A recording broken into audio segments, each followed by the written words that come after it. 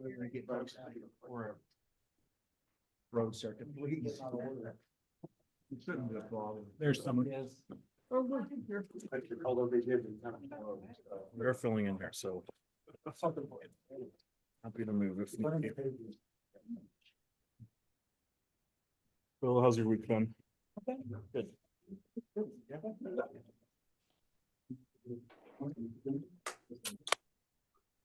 Getting the full experience. My first time being on the side of it. I'm always the one presenting. Yeah.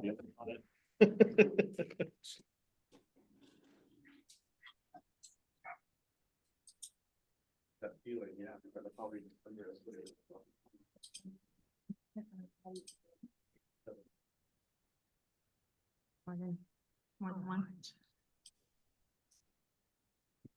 Hey, well, why don't we get started? I know people have. Why don't we get going? Let's call the meeting to order, and we'll start with introductions. And why don't we start with Robert down here? I know. Great. Robert Tintle, Chief Financial Officer, Deschutes. Spencer Eldevick, Accountant for Deschutes County. Bill Coon, Deschutes County Treasurer. Whitney Hill, Deputy County Administrator. Tony DeBone, Deschutes County Commissioner. Daryl Parrish, public member. Summer Sears, I'm a public member. Aaron Tagg, here today as a performance auditor. Everyone, Phil Chang, Deschutes County Commissioner. Sorry, I have to leave a little after one. Joe Healy, public member. Hi, Phil Anderson, public member. Lee Randall, facilities director and staff member. Oh, yeah, that's right. Everyone on Zoom, start with whoever speaks first. Jody Birch, public member.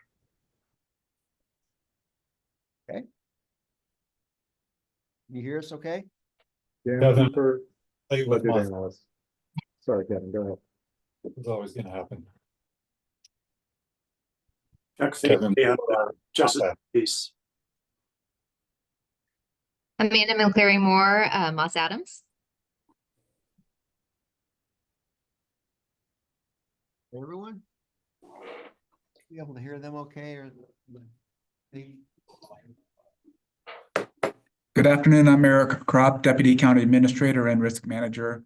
I'm just upstairs, but I thought I'd do it online. I had a minor medical procedure this morning on my neck, and so I wanted to make sure to be able to show my good side. Quickly, Eric. We get everyone? All right, I think so. So let's go, and next item would be the submitting the minutes of the October 11th, 2024 meeting for approval. Are there any subtractions, questions, comments? Not, we'll accept the motion to approve. One? Motion to approve. Funny. Got a motion to approve. And I'll go ahead. Kristen seconds the motion to approve the minutes of the October 11th meeting. All those in favor say aye. Aye. Aye. Any opposed? Any abstentions? Okay, motion passes unanimously. Oh, yeah, sorry. Is that better? Okay. All right. Thanks. Okay. Special topics under heading number 4, annual comprehensive, financial report. Robert and the folks from Moss Adams. Good afternoon. Thank you for inviting us here to speak to and present the results of the annual comprehensive financial report. In just a moment, I'll introduce the auditors. First of all, I just want to say Janet Kane, who is our controller, who is the main person responsible for producing, I'll hold up the ACFR annual comprehensive report. It's a 300-page document. It does take an entire staff and county information from all the county to produce this very comprehensive, aptly named, comprehensive financial report. Again, as he introduced himself, Spencer Eldebeck, our new accountant, has come on at the end of the process. But I just want to give kudos and recognize Janet Kane for all the work that she did with the ACFR, leading the team, working with the auditors as well, because it is a tremendous amount of work. For anyone who's put together an ACFR, I think you know how much work it takes, especially for a large organization. And before we get in, if there's any specifics in the ACFR, it is available online. I believe everyone has received a link to that. And there are a couple hard copies floating around the room if you want to flip through it as well.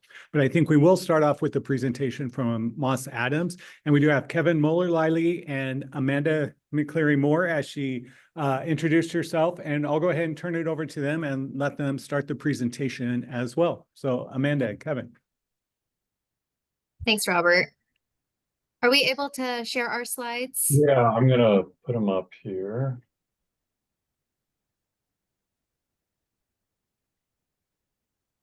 Second.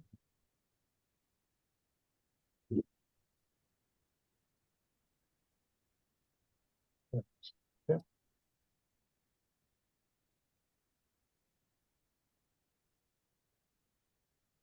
I'll also say for those with laptops, there is a link in the agenda to the presentation slides as well. So you should have that.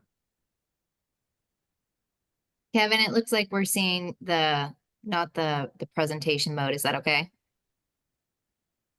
Yeah, it's on presentation mode in mine. One second. Let's do this.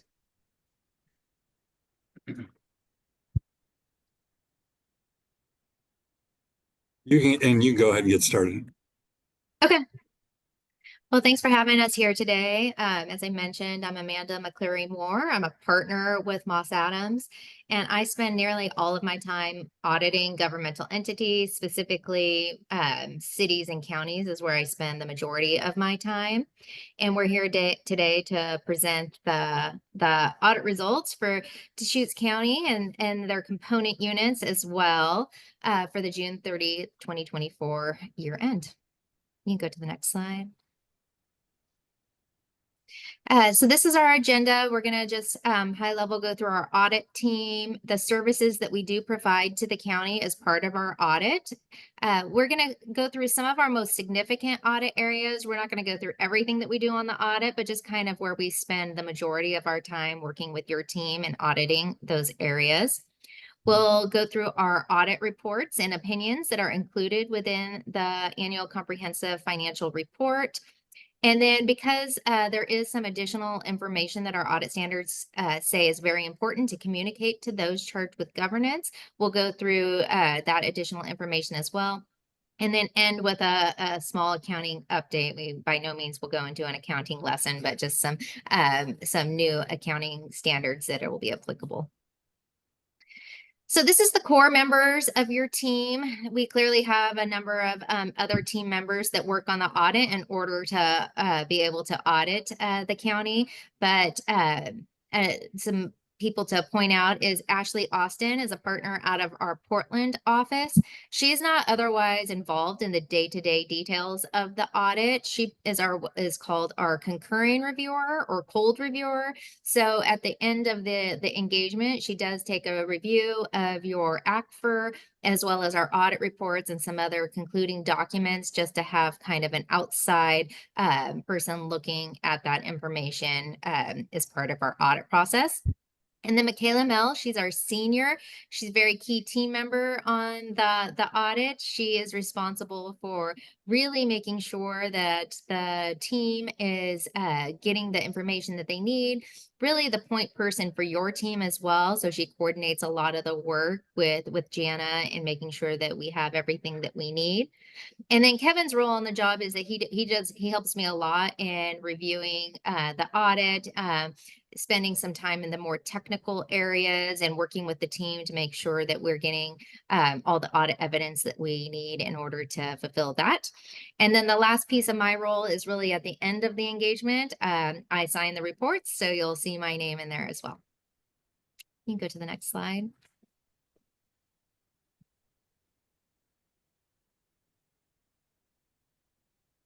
So this is just a scope slide for all of the audit work that we do. In addition to auditing the county, you have a number of other districts as well as component units that are a part of the county. So the first one is the 911 service district. We audit the countywide law enforcement district as well as the rural law enforcement district, and the extension of 4H County Service District, and lastly, the road agency over the past couple years. So as part of our audit, we were engaged to audit whether or not all of those financial statements are presented fairly and materially correct in accordance with the accounting policies that you follow, which are the GASB accounting pronouncements. As part of that audit, we have to follow auditing standards. You see two listed on the slide there, GAS and GAGAS. The first one is the generally accepted auditing standards. This is what we follow for all of our engagements. However, because you are a municipality, as well as the fact that you receive and spend well over $750,000 in federal awards, we do have to follow those governmental accounting or auditing standards as well. And the result of that is that we do issue an additional audit report. So as we complete our audit, we do take a look at internal controls, but we do not issue an opinion on the effectiveness of internal controls. However, if we were to identify some sort of control deficiency, which essentially means some sort of error could slip through the crack, and we thought that it could be either significant or a material error, it would get included in this report as a potential significant deficiency or material weakness. And so we do issue 2 audit reports that come out of those standards. That second bullet point is our technical review of each of the financial statements as well as the county's ACFR. There is a little bit of additional work that goes into the review of the ACFR because in addition to following all the accounting principles that you have to follow under GASB in order to put that 300-page document together, you are also following the GFOA's Certificate of Excellence requirements. So the county has received that certificate for a number of years, and it does require some additional information that's not required under the accounting standards, such as the statistical section in the back, which is a wealth of knowledge. It has 10 years worth of history of different aspects of the county, as well as the introductory section at the beginning of the ACFR. So those are some additional requirements in order to obtain that certificate of excellence annually. So we do review for those additional requirements as well. Because you're an Oregon municipality, we do also have to follow the Oregon minimum audit standards, which does result in additional audit report.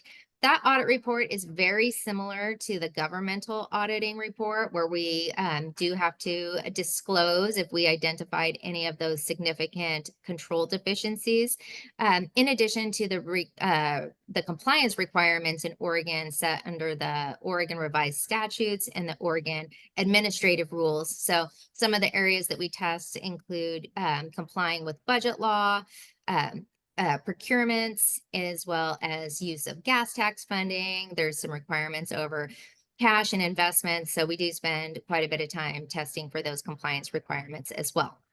And the last bullet point is our single audit under the uniform guidance. This is the piece that I mentioned because you do spend over $750,000 in federal awards. It does require that you have a single audit over those federal programs, and then we issue a report over compliance as well as our opinion over the programs tested. You can go to the next slide. Yeah, I'm gonna actually skip to the one after that. Oh, okay. So those are the reports that that we issued and kind of what goes into them and how we get to those. We're going to spend a little bit of time just giving you some background on some of the information that we audit as part of the process. This is by no means everything that we do. So this is just kind of a snapshot of the more significant audit areas. So that first one on the slide there is cash and investments. There are a number of reasons that we consider this a focus area. One is which Oregon obviously requires that we do some compliance testing over those areas. Cash is an area that also has more inherent risk. And so we do spend quite a bit of time making sure that, that the balances are correct. In addition, there are some lengthy note disclosures that there are a number of requirements on what needs to be disclosed related to cash and investments. So we test for that as well. Some of our detailed testing includes confirming balances with third parties, and then testing valuation over investments. So we do have a team within Moss Adams that is able to do some valuation testing to make sure that the balances are reasonable. And we were able to get comfortable that those balances were properly reported. Revenue and receivables, this is an area that actually comes a little bit out of our auditing standards. So our auditing standards really describe revenue as a significant audit risk area, typically because for-profit entities, there may be incentive to increase their revenues. We don't necessarily see that quite as much in governments. However, revenue is a pretty complex area. You do have to follow multiple bases of accounting depending on what fund type you're reporting on. So we do spend a bit of time testing cutoff, which involves making sure that your receivables are properly stated. If there's any unearned revenue, so if you've received revenue in advance of spending it and meeting the eligibility requirements, that is reported correctly. And then as well as making sure revenue is properly reflected in the different types of funds within the statements. So as part of that, we review agreements, we test cash receipts, subsequent to the year end to make sure that the cutoff is correct. We're able to do some confirmations of some of the balances, as well as for some of the more charges for services types revenue, we do some analytical procedures. Capital assets, clearly a significant balance in the ACFR.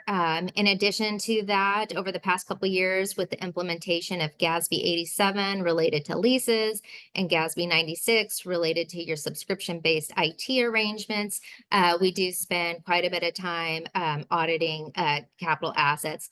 We typically start with your balance from the prior year and then testing current year transactions, which include taking a sample of additions and making sure that they're properly capitalized, and disposals as well. Disposals is an area that does take a lot of coordination between departments to alert finance that there have been disposals within their department. And so we do spend some time looking for that and making sure that those are properly recorded. Lastly, management is responsible for setting the useful lives of capital assets. And so what we're looking for that is really that it's reasonable and consistent and being applied consistently. So long-term liabilities, you have a number of different types of liabilities within the ACFR that we audit. Part of that relates to your debt balances. So for those, we're able to send out confirmations or trace back to either loan or bond documents. We test payments to make sure that they're being made in accordance with your agreements. In addition, you have a number of estimated liabilities in your financial statements, which include your PERS liability, so a pension liability, and then that acronym there for OPEB is your other post-employment benefit balances. So those do result in a liability in the financial statements as well. Anything that you're getting from Oregon PERS related to that, we do make sure that those are being correctly recorded within the ACFR. It's not necessarily as simple as just getting those reports from PERS and recording that adjustment in your financial statements. It does involve allocating to the different funds and functions within the county. And so we do test that to make sure that it's being consistently applied year over year. We do obtain the actuary reports and look at the assumptions within there and looking for anything that has changed year over year and that it does make sense. With your OPEB balances, you do have your own plan. So not all of this is from Oregon PERS. So in this case, you are hire your own actuary to provide evaluation. And as part of that, you do provide them with census data. And so we do sample on that census data. We do tie out that to your report to make sure that all of the information provided to your actuary is complete and accurate. And then similar to your PERS accounts, we do look at how those are allocated to the different funds and functions within the county. And and then there's quite the note disclosures related to those. So we do make sure that those are complete and accurate as well. For financial close and reporting, that's really the process that goes in, that's involved in putting that entire ACFR document together. And so we do utilize reviewing a disclosure checklist to make sure that the disclosures are complete and accurate, as well as looking for those key GFOA reporting elements. So we do make sure that those are included as well, and review that as part of our process. Federal awards, so our federal grants. In the current year, we did test 2 major federal programs. The first one is the Coronavirus State and Local Fiscal Recovery Funds. We have tested that program for the past couple of years within the compliance guidance that's out there in the compliance supplement. That program is considered to be higher risk, and so it's something that we are required to audit each year until that funding is gone. The second one was the block grants for community mental health services. So that's a program that was over our type A threshold, which means you have to be audited at least once every 3 years. And that one had either not met the type A threshold in the past 2 years or hadn't been audited in the past 2 years. So it was required to be audited in the current year. So those were the 2 programs we found. We'll go through our audit reports that does talk about our conclusions there, but you can see we had no findings out of our single audit over those 2 programs. And the last point is we tested the Oregon revised statute requirements and related to your budget law, procurement, all of those areas that I mentioned before. If as part of that, we identify some sort of instance of noncompliance with some of those revised statutes, we are required to include those in our audit report. And you can see on the slide there that we had no compliance issues to report. So I kind of alluded to all of this, but as a result of all of that information, we do issue our 4 audit reports. The first one on the slide there is our opinion over the financial statements on whether they were materially correct in accordance with the generally accepted accounting principles. And we were able to issue unmodified or clean opinions. So some great news there. Actually, all of these are going to present really good news. That second report is the Oregon Minimum Audit Standards report, and we had no control findings that rose to the level of significant deficiency or material weakness. So, and then no compliance findings with those Oregon revised statutes. So another clean report. You can go to the next one. So that first report there is our government auditing standards report. This is the one that we would, if we had identified significant deficiencies or material weakness, or potentially non-compliance with other laws and regulations that had a significant impact on the financial statements, it would be in this report. And you can see on the slide there, no control findings and no compliance findings. And the last one is our federal awards report under uniform guidance. We issued clean opinions over both programs that were audited and did not report any findings related to non-compliance or internal controls over compliance. So overall, just really great results to be able to present to you all today. So nice work and congratulations. With that, I'm going to turn it over to Kevin. Thanks, Amanda. So that was really the audit results, our reports that go in that 300-page ACFR. I'm going to go over some required communications that auditors need to share with committees like yourself. In terms of the plan, scope, and timing of the audit, I think it generally went as planned. We were all optimistic that we could issue a little bit earlier this year. Weren't able to get there for a few reasons. There was one correction made in the financial statements, and I'll talk a little more about that. And then I know the county is excited about some software that will help produce the ACFR in a more efficient manner.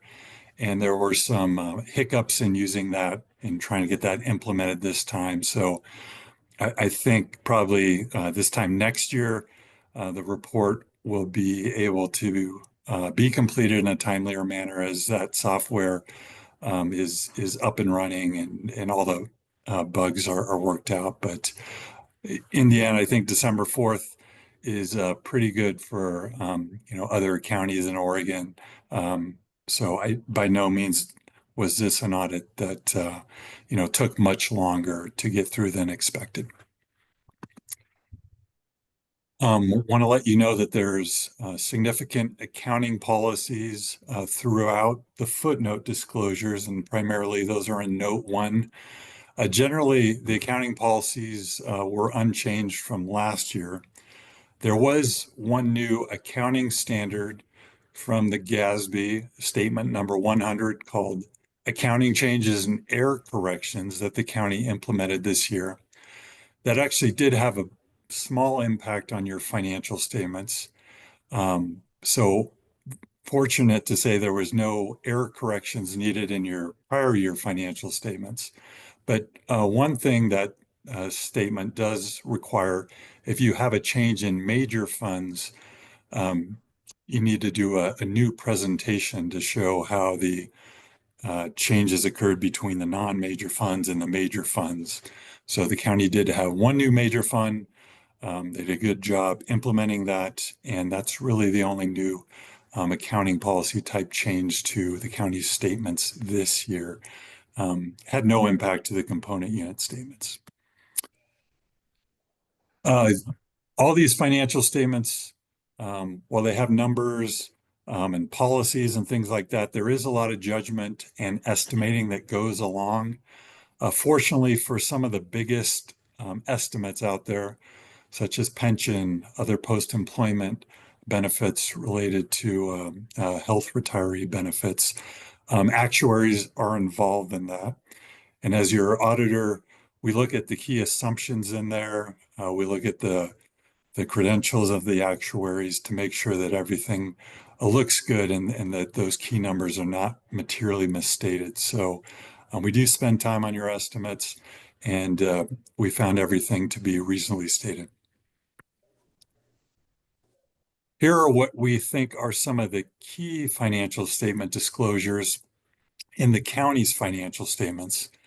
And these are generally in here because they're some of the bigger numbers, some of the riskier numbers.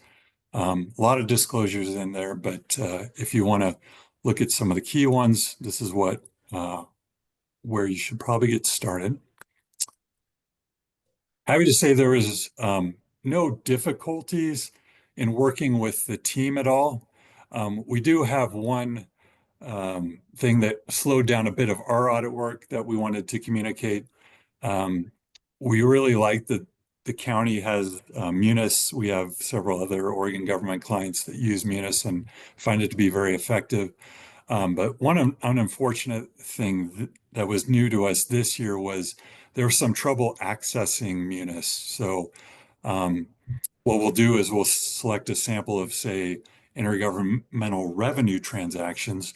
We'll go into Munis and we'll be able to look up the support so the county doesn't have to spend time pulling the hard copy documents and then giving it to us to look at, and then we give it back and they need to file it away again. So that can be slick, but we did have access issues with Munis this year.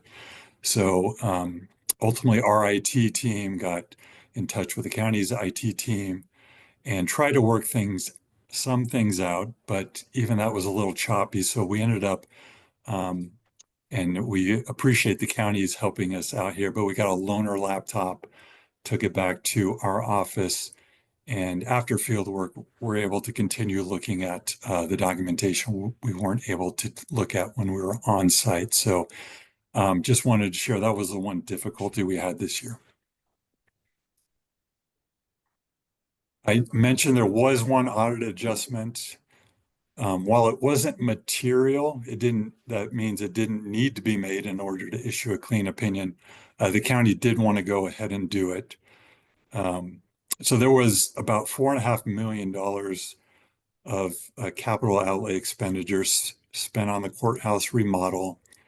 And when the governmental funds report those costs as expenditures, in the statement of net position, the governmental activities need to capitalize those costs and report them as capital assets.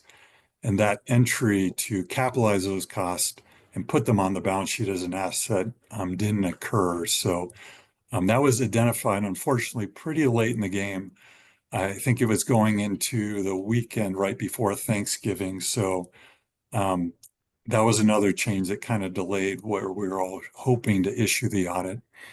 But it was caught, and we'll share some thoughts in a little bit later on a recommendation to avoid that going forward.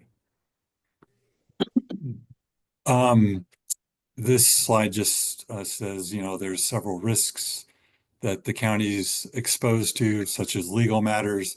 There's a general disclosure in there regarding that in your financial statements.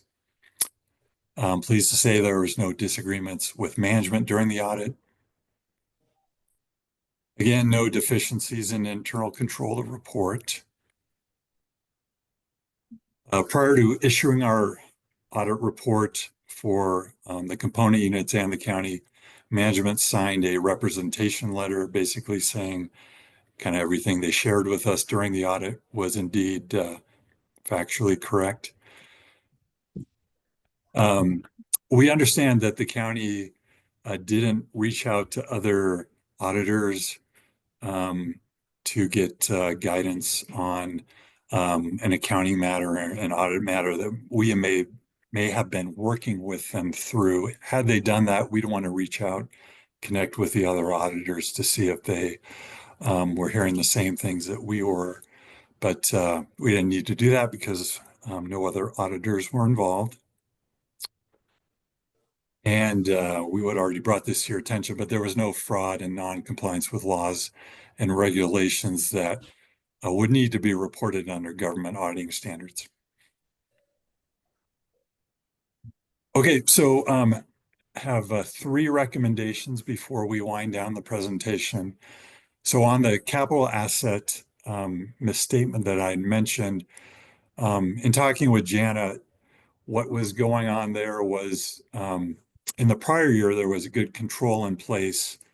And maybe Robert can speak a little more to that, but it sounded like there was a control in place where all capital expenditures were kind of being reconciled to make sure that they were properly being capitalized by the governmental activities. And for this year, that control was bifurcated in some manner. So 4.5 million, unfortunately, was missed. And the plan is to go back to how the control was being performed in the past and do a complete reconciliation of all capital expenditures. So it does sound like the county has plan in place to avoid miscapitalizing a capital asset going forward. Second recommendation, as we were auditing the Block Grants Community Mental Health Services Program, which is a major program this year for the single audit, we noted 2 of its 4 projects overcharged indirect cost, which in total was $6,500, which is less than an amount that would need to be reported. What was going on there was, and this is common, is to estimate what the costs will be, and then based on those projected costs, calculate what the indirect costs were. And the standards allow you to do that. But at the end of the grant, at the end of the fiscal year, a look back should be done to see if the indirect costs are overstated. And what happened was the actual costs were lower, and because of that, the indirect costs also should have been lower. So the thing to do there would be to make sure to do a look back to make sure there's no overcharges. And then the final recommendation relates to doing a more formalized review of Munis user access.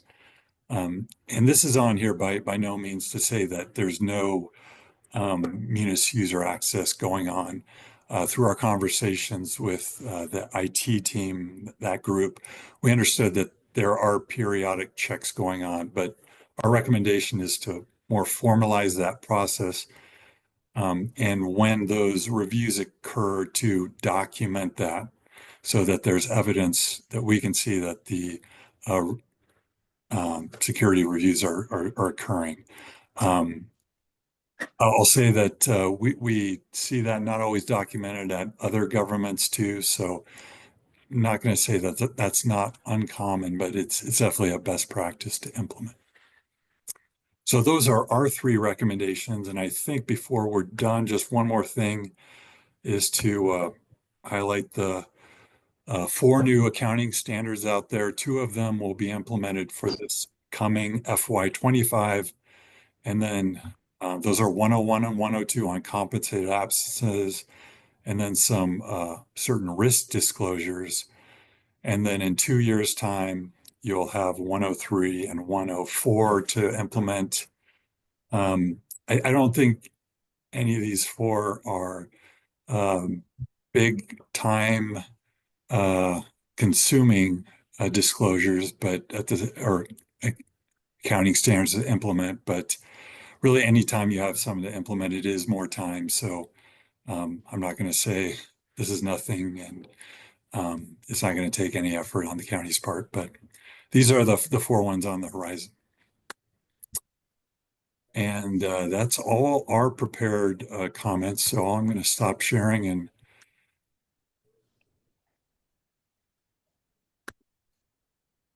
questions for Moss Adams?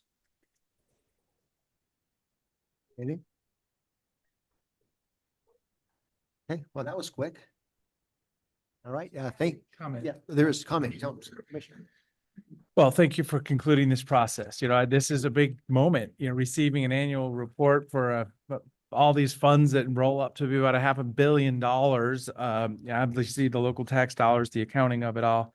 I always appreciate the 10-year trend statistics in the back. It's interesting watching, you know, there's trends in everything we're doing here. And we're a growing community. Absolutely. Thank you to the finance group that put this together. You know, it's a year-round plan. You know, it's coming. You got to do it. We're working hard on it and publishing it. There's just a whole freight train activity I understand around this. You know, I think we've had it a little bit in November in the past or whatever it was, but you know, this is a good time. This feels good. This is about the right time of year to be able to get it out. Obviously, getting it a little earlier is a goal, but being able to get it out before the end of the year without you know, problems, you know, without any recommendations or audit findings is really just amazing. So I want to thank Moss Adams for being out there, being our partner here. It is interesting thinking about how remote it can be. You know, remoting into the finance system, being able to do it remote, being able to present remote today. So this is a different world. Just a few years ago, it was a lot more in person, a lot more on hands and in the building too. So just acknowledging all that. So thank you, everybody, especially, you know, public members, to keep an eye on this, you know, understand, okay, what is the big picture? What is this work product? And making sure it's put to bed with comfort and a bunch of eyes on it. So thank you, everybody, for being involved. Anyone else? Comments? Again, it's a nice another year to have no material findings. So that's really good. Thanks to Moss Adams. Thanks to the finance staff, Robert and his group as well, for all the hard work they do. So it's really appreciated.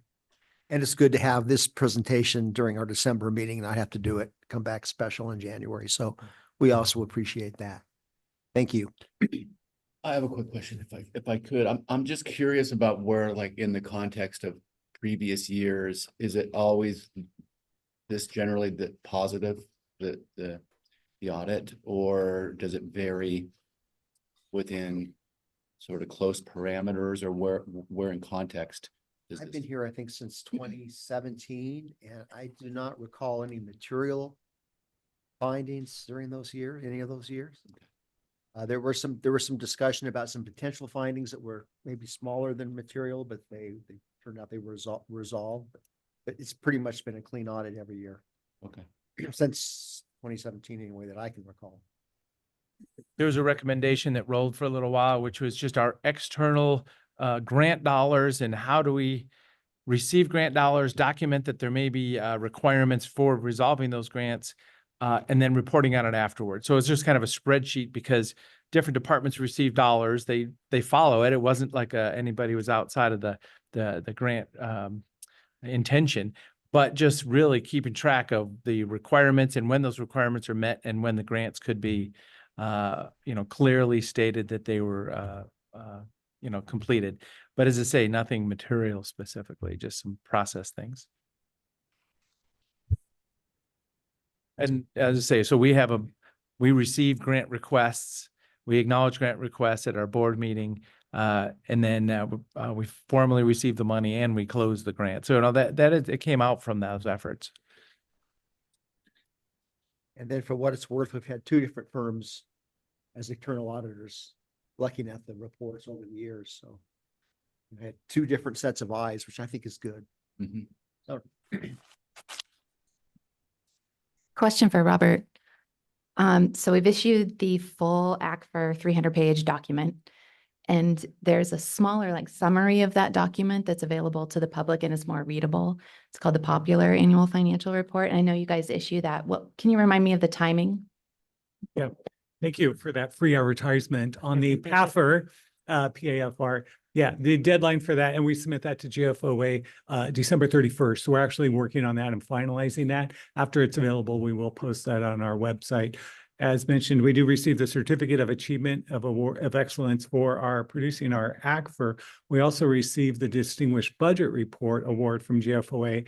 And for the last 4 years, we received the award on the PAFR from GFOA. So that means we're a triple crown organization because we produce 3 excellent documentations, all from the hard work from the staff. And so, yeah, that'll be coming out by the end of the year. Thank you. Last year, we had Jana present on the PAFR, so when that's done, we can invite her back to the committee to share that with you. That's a great document. And if I could spend 30 seconds real quick, the PAFR is excellent because again, it's 20 pages, I think it is, and it's a very high level summary of what the ACFR is. However, when you do get the ACFR and you wonder what's important, what should I look at? Of course, the first answer is everything's important, read the whole thing. But if you just want to get a high level overview to what Commissioner Bone was speaking about, if you flip to the back when we include the schedule of federal awards in the ACFR, it doesn't have to be, but most years it is. That's where the findings. And are there any findings related to capital grants? And that's one sign to begin with. Otherwise, at the very beginning as well, and the auditor's letters are in the back too. Otherwise, at the front, read the transmittal letter, read the MD&A management discussion and analysis. They're just 2 high-level documents that you easy reading, you could just read through. And then another good thing is just look at our the statement of net position liabilities. Are our capital assets increasing from prior year? What are our liabilities? So in here, they mention PERS and OPEB. You can look and see what are our PERS and OPEB liabilities. And they both increased from last year, which is a concern. But overall, our net position has increased, which is a good sign, and our capital assets have increased. So that's a positive sign in an organization as well. So just want to get that high level overview. The other thing that we saw a few years ago, as I say, this isn't my domain. Sometimes I'm not even use the right words, but we saw the other benefit liabilities and the way it's recorded on, your position is this, and the next year you went back by millions of dollars, but it's really just some of it is accounting, and it's the normalization across all the different organizations. So it took me a while to understand how do we go back so fast, but it's really just putting in those PERS requirements in different columns sometimes, as I say, not very technical statement, but that's what I saw. Okay. Anything else for the CAFR? Yeah. I'll just offer that in our cover letter that we provide for the document, in our profile of the county, we do highlight that the county utilizes a budget committee consisting of 3 elected commissioners. So we know that we're going to need to update the letter going forward. And what not everybody knows is there's an equal number of citizens at large who serve on the budget committee. So our budget committee will also increase from 3 to 5 members beginning in 2027. So those will be additional decisions that the board will need to make, not this next year, but the following year. So we'll have some updates here as well. Good stuff. Okay. Thank you, Moss Adams, for joining us. Appreciate it. We'll see you again. All right. Thank you, everyone. Okay. Next item we'll move on to is the Audit Committee Annual Report. Yep.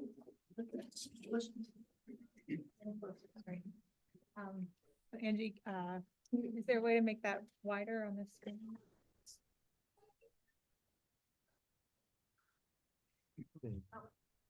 Okay. Well, this is also in your meeting packets as well, but every year, the audit committee has a charge to report to the Board of County Commissioners on its activities over the years. So this is your opportunity to share that with the board. And so I just summarized some of the things that you've done over the year. We have a fully staffed audit committee right now. We had two new members this year, Phil Anderson and Kristen Toney. We did have Stan Terrell retired from the committee, I think in May or March, April or May. We've met 6 times over the past year, and all of those meetings were hybrid with an option for remote attendance. Daryl Parrish has been our chair for a long time, since 2018, so we really appreciate the work that he does. And we also heard on the county's popular financial report. Moss Adams has continued to be our external auditors. They have we're still in the middle of, I think they have a 6-year contract, so we're happy with them, and we'll be relying on them for the next few years. And then once their contract comes up, this committee usually looks at proposals from other firms and evaluates them and makes a recommendation to the Board of County Commissioners about that. Like Daryl said, sometimes it's good to get a fresh set of eyes on what you're doing, but it's also good and efficient to have the same people doing it again. So something to consider there. As far as the internal audit office goes, we updated the biannual work plan in June of 2025. We removed a few audits and then added the sheriff's office transition plan, which we're in the middle of right now, and we'll share with you at the February meeting.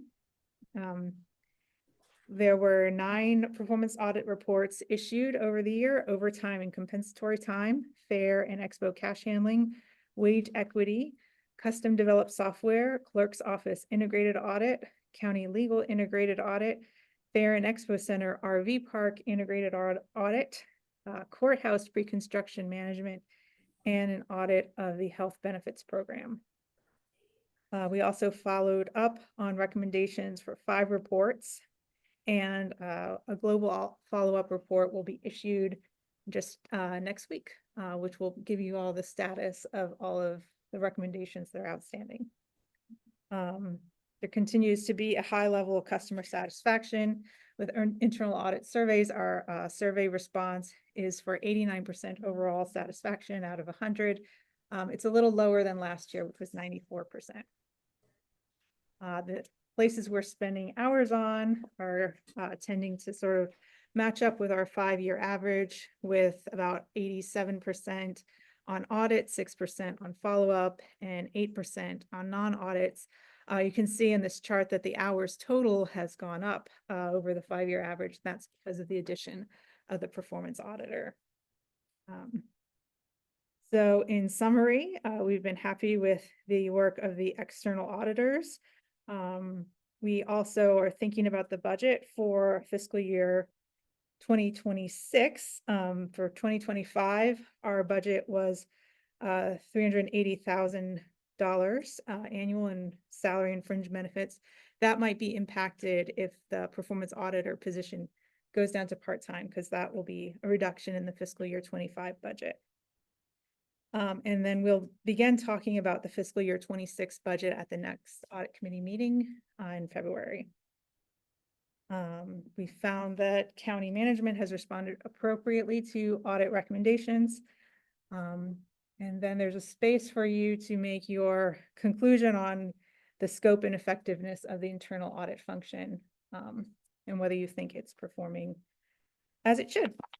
So anyone from the committee wants to speak about what's been going on over the past year, and so I have the county commissioners here to share that. Anybody want to, any comments? Just, we know there's a lot of work, and I think that the department is functioning at a very high level. Really appreciate that. I think the 2 of you are able to complete a lot of work. We see that. And we appreciate all the things you do. Keep it the way it is.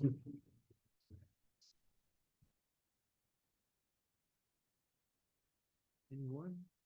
Well, I've only, sorry, I've only been on the committee for 4 months now, but I've been super impressed with both you guys. The audit department's professional and clear communication to this committee and obvious dedication to what you do. And hopefully the budget maintains and we're able to continue on, because that seems to me you guys really punch above your weight in terms of the work product that you get out, the size of the department. So, thank you. So as I say, I know we're having the budget discussion, but I mean, the big picture is this is it's in county code, it's independent, it's very professional. Public members are here to give us that external view and show and support. And then also, you know, you have the authority to kind of think about what, you know, what areas are risky, what areas do we see performance management opportunities.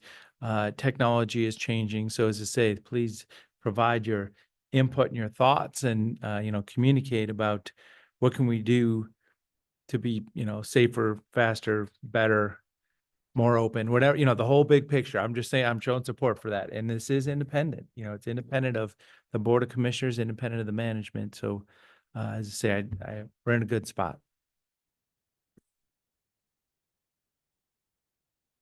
I had a question, but I'd also just like to thank the audit committee for the very important and valuable oversight and review that you provide for the county, making sure that all of our operations are done as efficiently and by the book as possible. My question is about the customer satisfaction survey. So I'm curious, so that you've got this 89% number. Who are all of the customers who actually get to respond to that survey? So all of our reports include a link you can click on and give us your feedback. And Aaron and I always are encouraging people to fill those out. Unfortunately, we don't have a very high response rate. So that's something we'd like to do, especially even the committee members. We don't even get as many responses as we have committee members. So yeah, we're looking for more feedback whenever we get it. And I asked for more feedback at the last meeting, so please, read that report at the end. There's a place on the first page, you can just click the link, and there's a place on the last page, you can click the link, and all the emails that go out also. It just takes a few minutes, and it really does give you an opportunity to comment in as much detail or as little detail as you want on the reports and the quality. And you know, if you expect to see something else or see something more, you can certainly do that. But it's really important to provide feedback.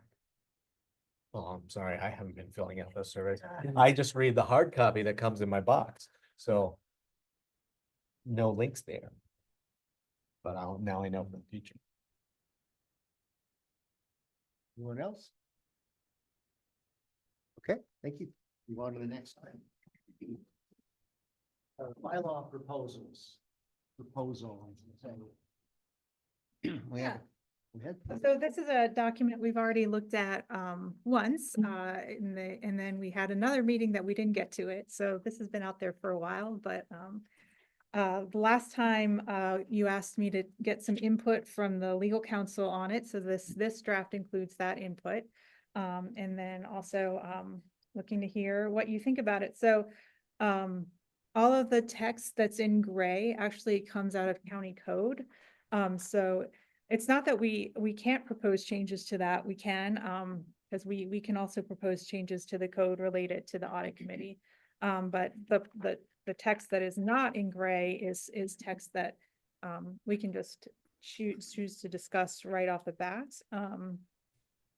And I think that we don't need to actually have a process, but I think these new bylaws say that the Board of County Commissioners will sign off on the bylaws as well. So, and I think Nick had some ideas about it that he shared with me. And so if anyone else has ideas about this proposal.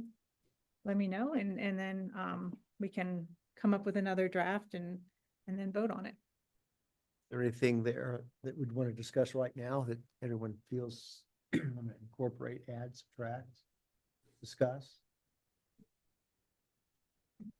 Well, think- I actually have your notes. Go ahead. That's okay. I mean, mine were just really minor. Some things like, in the meeting schedule, all committee meetings shall be open to the public. Public meeting law requires public notice of the meetings, at least 24 hours before the meeting, and it goes on.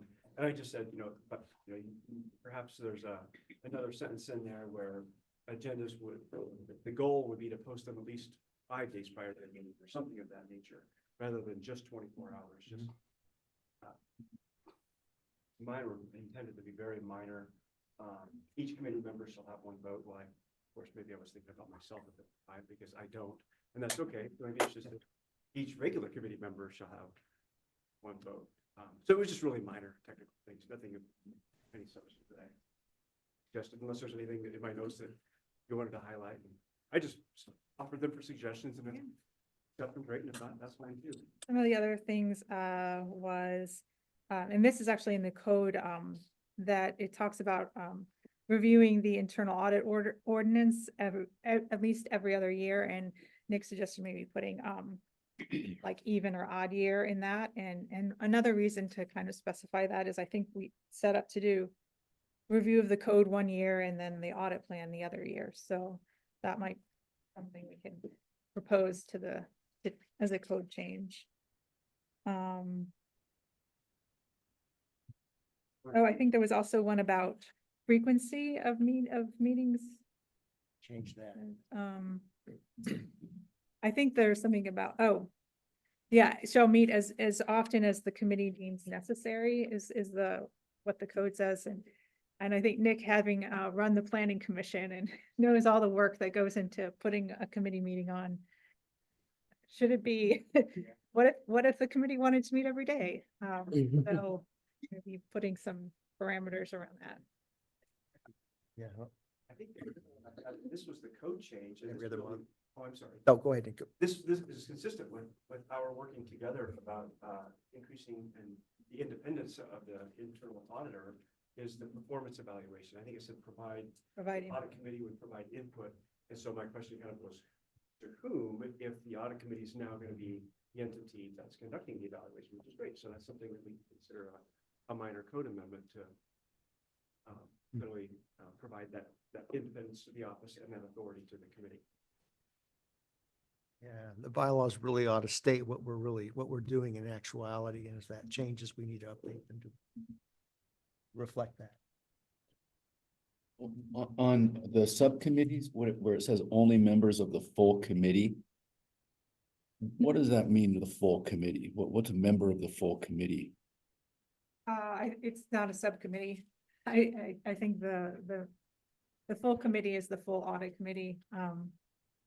Okay, Not just the So public. I could first, say all of only it. members of the audit committee may serve on subcommittee. but Nick is Nick a member of the full committee? Yeah, he is. Mhm. That's true. Can he be on a subcommittee? He can, right? It's up to you. Okay, I just wasn't sure what that meant, members of the full committee. It just means members of the audit committee. I believe so. Okay. Unless anyone.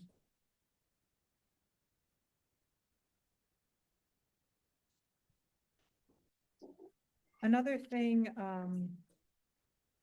that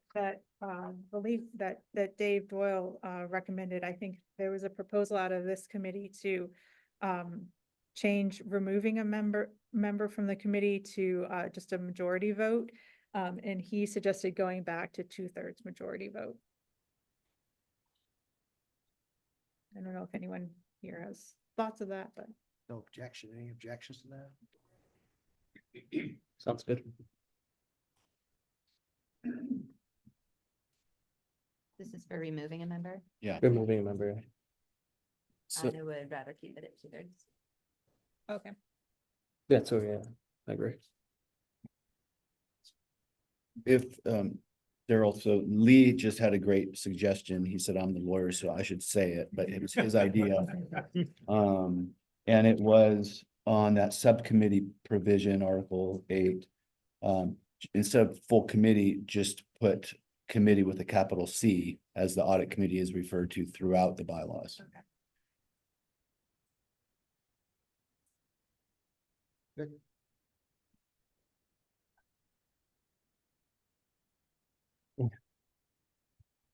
You all want to see another draft? The next meeting, or do you? An additional question. Oh, sorry. I'm sorry.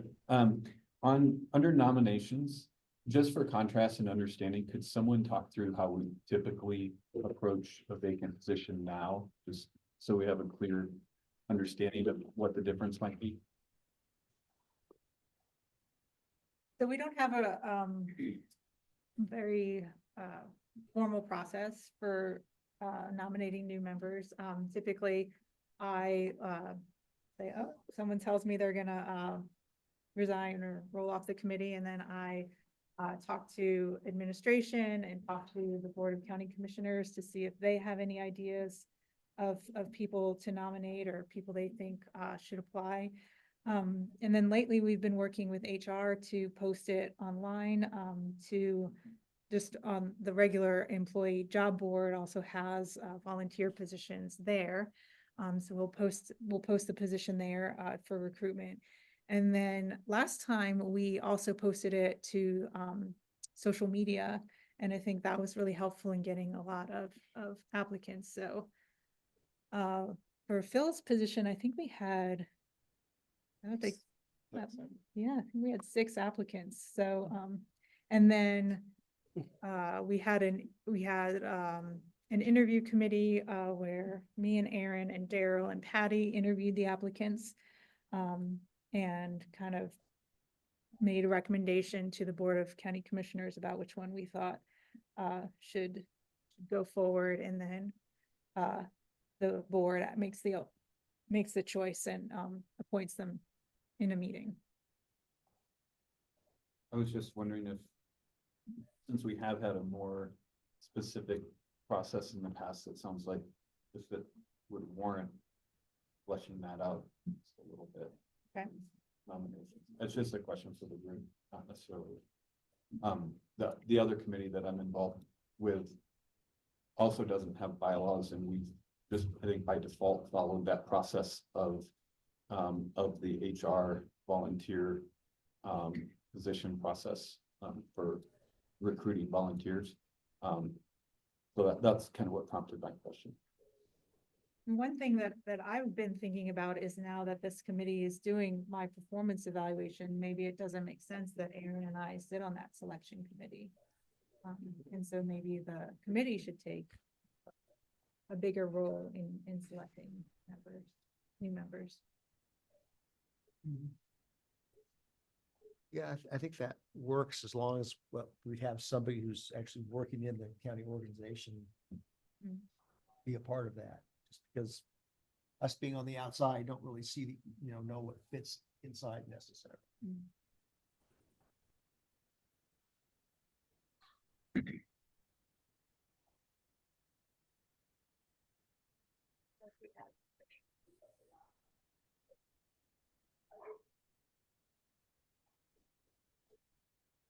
That's a possibility, or, I mean, it was just an idea. If you're happy with how it goes, you would that too.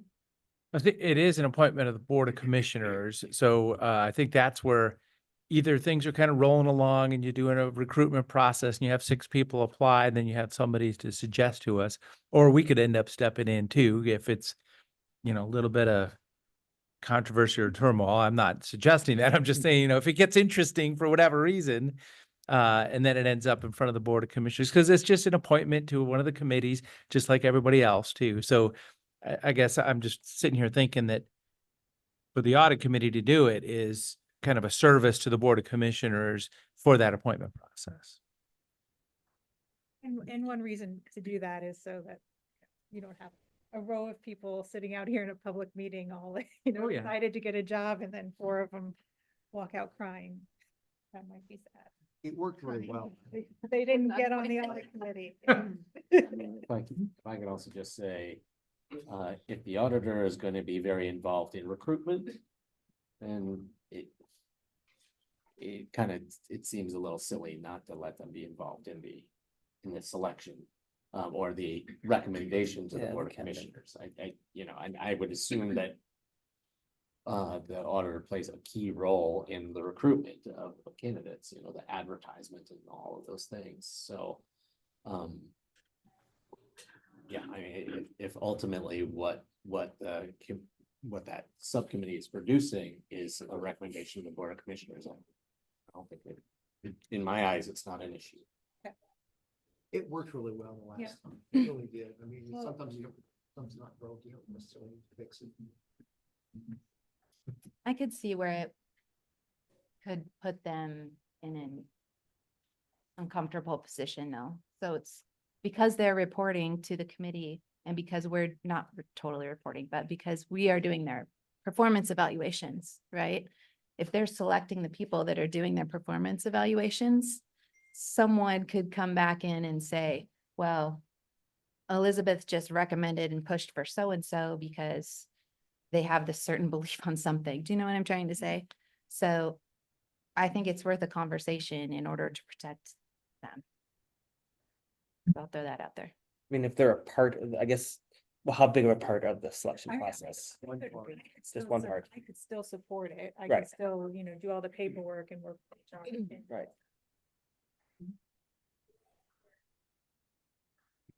That would be my preference. Well, I like the if it ain't broke, don't fix it theory. It's always a good one. Well, It did work well. yeah, it really It did. really did. It really did. Yeah, I get it. We had, more candidates, sometimes we really had 3 or 4 of them. Were really, really good. We selected a Bill. However, we selected Phil. Get 3 or 4 good ones, but. Is that set in the bylaws? The internal auditor's involvement in the selection committee? Right now, it I don't just think- says, the board may make nominations to the committee. The committee may make recommendations It's to the just board? very. Gotcha. That's fine. We can better define the internal process as we go. Okay. It was if I were to go back and work on a draft, I could either leave it very general, and that would give us more flexibility, to appoint a subcommittee to come up with a process. Or, flesh it out and say what we currently do. So that it would be clear how that process works. Any preference on which way to go? I think it's clear as written. It's saying Yeah. that the committee makes the recommendation. And the board Yeah. makes the appointment, so you're not a member of the committee. Yeah, I think sometimes bylaws can get too specific and they get too, and then it's Yeah. changing them become just less, sometimes more Okay. bylaws. Where is that section again? Can you read it one more time? Section 2, under nominations, when there are vacancies, the committee may make nominations for membership to the Deschutes County Board of Commissioners for consideration and appointment.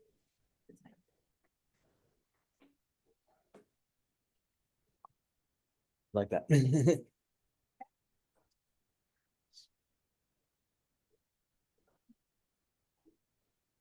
Okay. So we should eventually adopt these, right? We should probably take a vote. Yeah.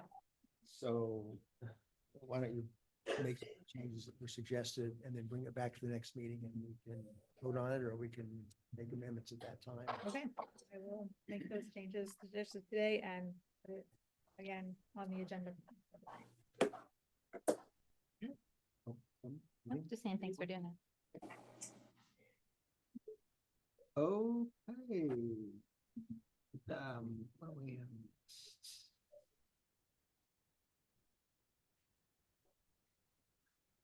Payment card information. The next one is the updated process and work product for. Yeah, there we go. We skipped one. Performance Okay, evaluation. yeah. Okay. So we have a subcommittee. It's myself, Bill, and the judge, Adelaide. My thought is we have a subcommittee meeting. We schedule that right after the first of the year, January. And meet with HR and kind of sit down and try to come up with a smart set of smart goals for you. And just like you said, July will be here before we know it. So we'll kind of start the wheels turning on that. You want my help in setting that meeting up? Absolutely, I think should be fair discuss.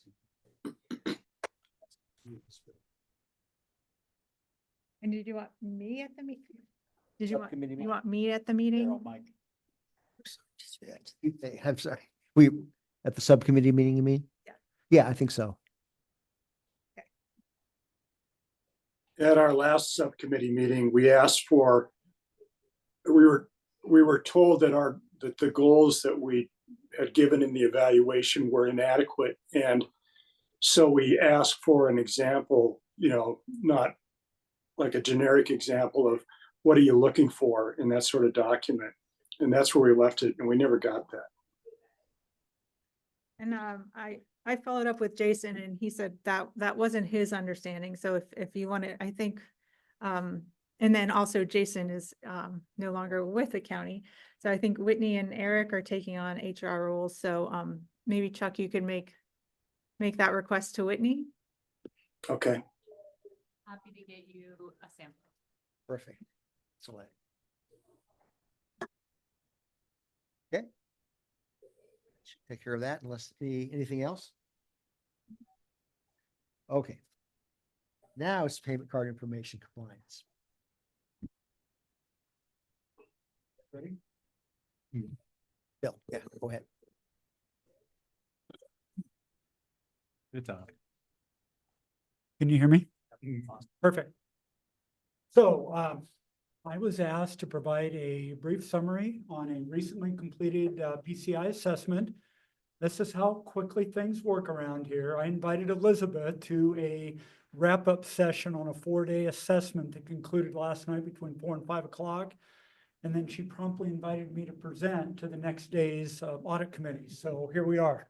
So be careful what you wish for.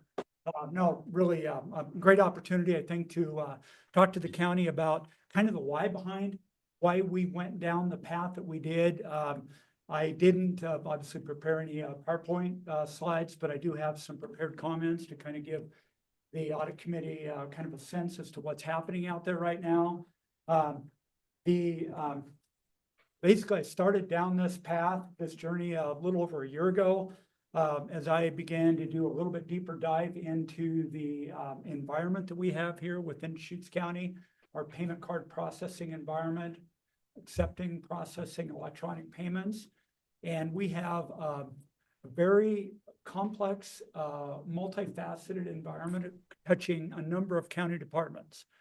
And that, in addition to rapidly evolving PCI standards, payment card industry standards, which of note, this is not a federal requirement. This is industry requirements. The PCI, Payment Card Industry Council, is comprised of all the major card issuers, Visa, MasterCard, American Express, and it's basically creating a set of standards, guidelines, protocols that guide member organizations. And and also another kind of an aha moment was we completed an annual SAQ for one of our largest relationships, Elevon, in early April. And they started asking questions around whether or not we're working with a consultant. Have we had an assessment done? And it kind of turned on the light bulb for me. It's like, maybe we ought to consider this. And so what we did was we went out, myself and 2 members of our IT team, went out, kind of looked at who was available out there in terms of consulting organizations that could come in and provide an assessment for the county. And we interviewed 4 prospective organizations, went through RFP process, checked references, and agreed on partnering with a company called Campus Guard, which does a number of these assessments in the state of Oregon right now and came very highly recommended. So we went ahead and committed to this outside assessment, which the terms of our agreement called for a 4-day on-site assessment with a qualified security assessor. And we started that process on Monday of this week. The launch, I want to back up for just a minute. The other, in checking with references and also consulting with Campus Guard, one of the recommendations that they highly suggested was that we create a, what we call PCI committee. And so what we did was we drafted, reached out to a number of departments. Basically, I was very targeted in terms of who I asked to join this committee. These are high volume users, or they have very complex payment channels. And we also had a couple of members of our IT team involved there as well. And that proved to be very beneficial. Reached out to Nick and I said, hey, what do we have to do to go about creating a kind of an ad hoc committee? And so that committee met before the assessment. They met during the assessment, and also many of those departments were actually part of the on-site assessment. And my goal with that group is to continue the life of that committee and allow that to be a sharing of best practices, talking through some of these issues, making sure that we streamline communication back to departments. And so that group, again, was very beneficial in this process. We also, let's just talk a little bit about the process itself. Basically, the plan was we went out to almost probably 95% of all the county departments that accept electronic payments, process credit cards. I think the two exceptions were HR and skid card, just because of volume and fairly simplistic processes. But the focus was really on, some of the larger departments. We started out with the finance department. Obviously, tax collection is a huge area that we accept electronic payments. Health department, just the multitude of sub-departments within that group and different payment channels. Road department, solid waste, obviously with all the different locations, the amount of volume we do there. Sheriff's office, juvenile probation, justice court, fair and expo. Again, a number of different payment channels, some fairly complex payment solutions that we've had to come up with, community development and clerk's office. And so the assessor, a guy by the name of Jarvis Gilmore, had a very disciplined approach to this process. And I really appreciated that, because it really didn't start with the equipment that we're using to process cards, but building out the business process that we go through in each of these departments. Why do we do what we do? What are we trying to achieve? And then identifying whether or not there's ways to consolidate, to become more efficient with that process.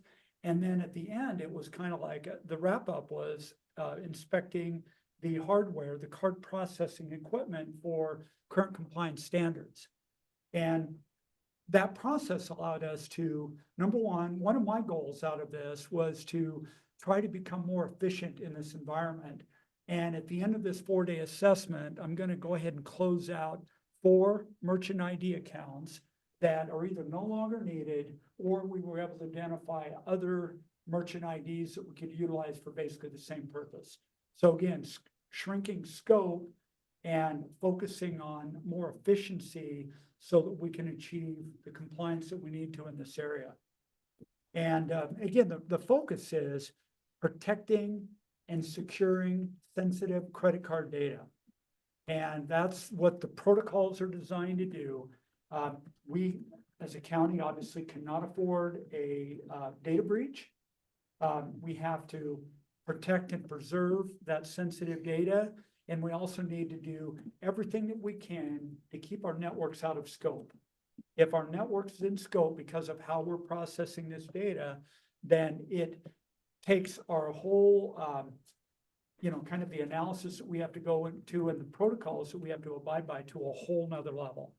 And that's why we had IT's involvement as well, to do everything that we can to minimize scope and to keep our networks out of scope. And so anyway, so we concluded this 4-day assessment last night at 5 o'clock.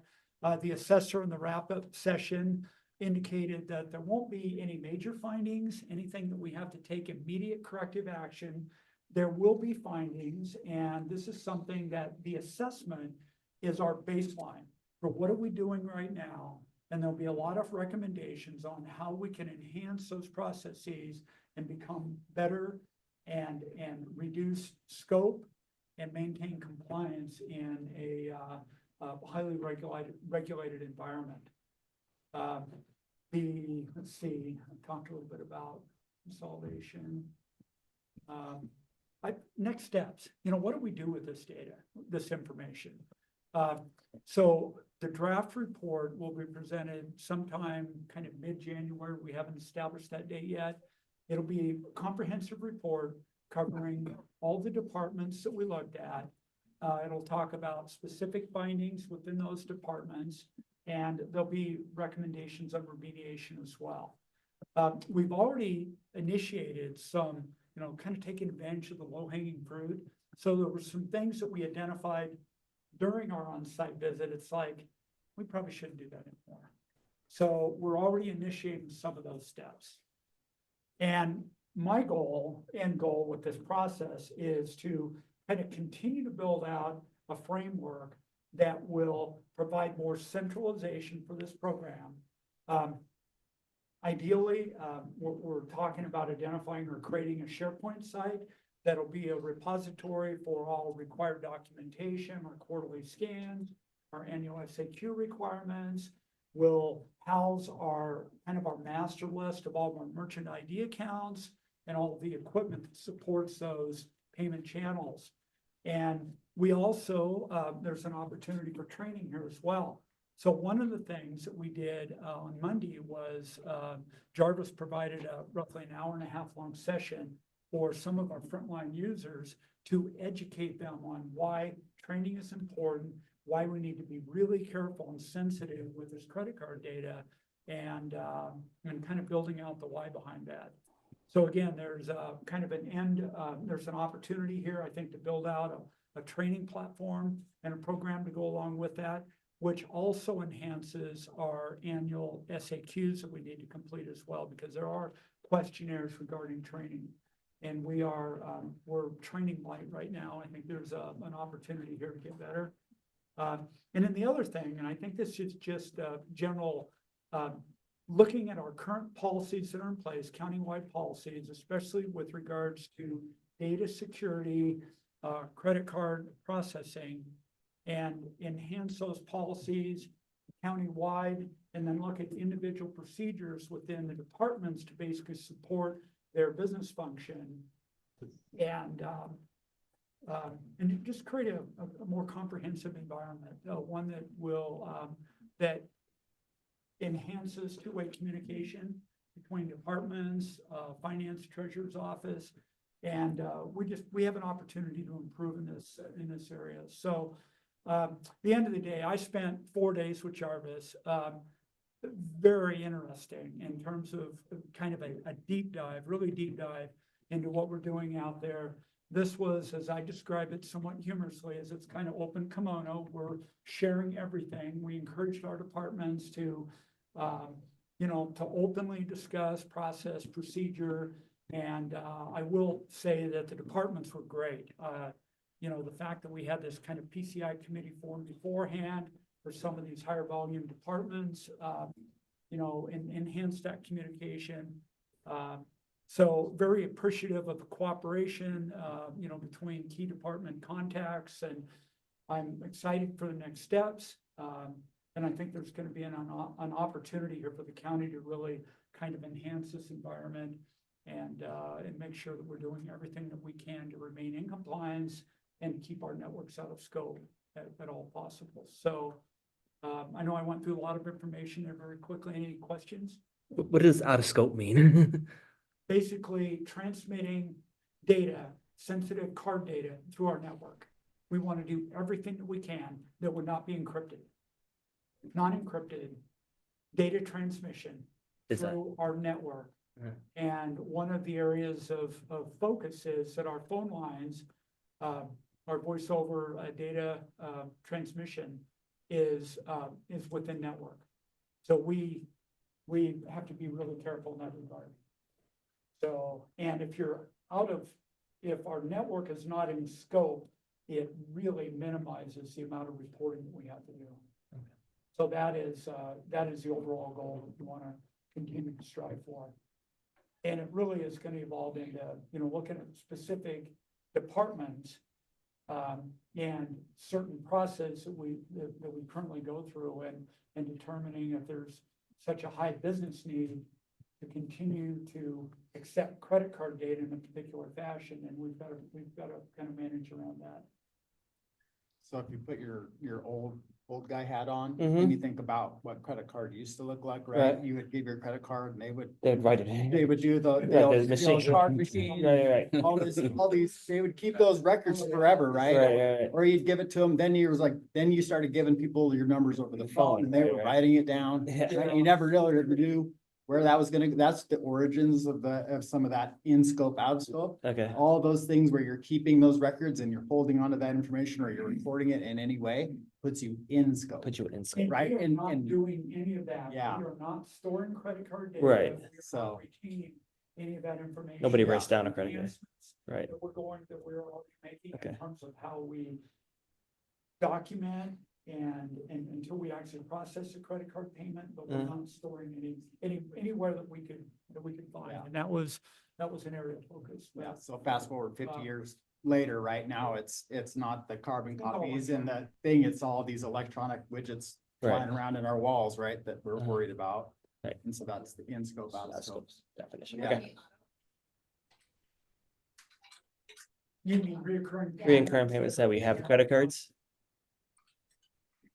Not specifically that we've been able to identify that are repeat transactions using credit card data that's saved in our system. What are SAQs, Bill?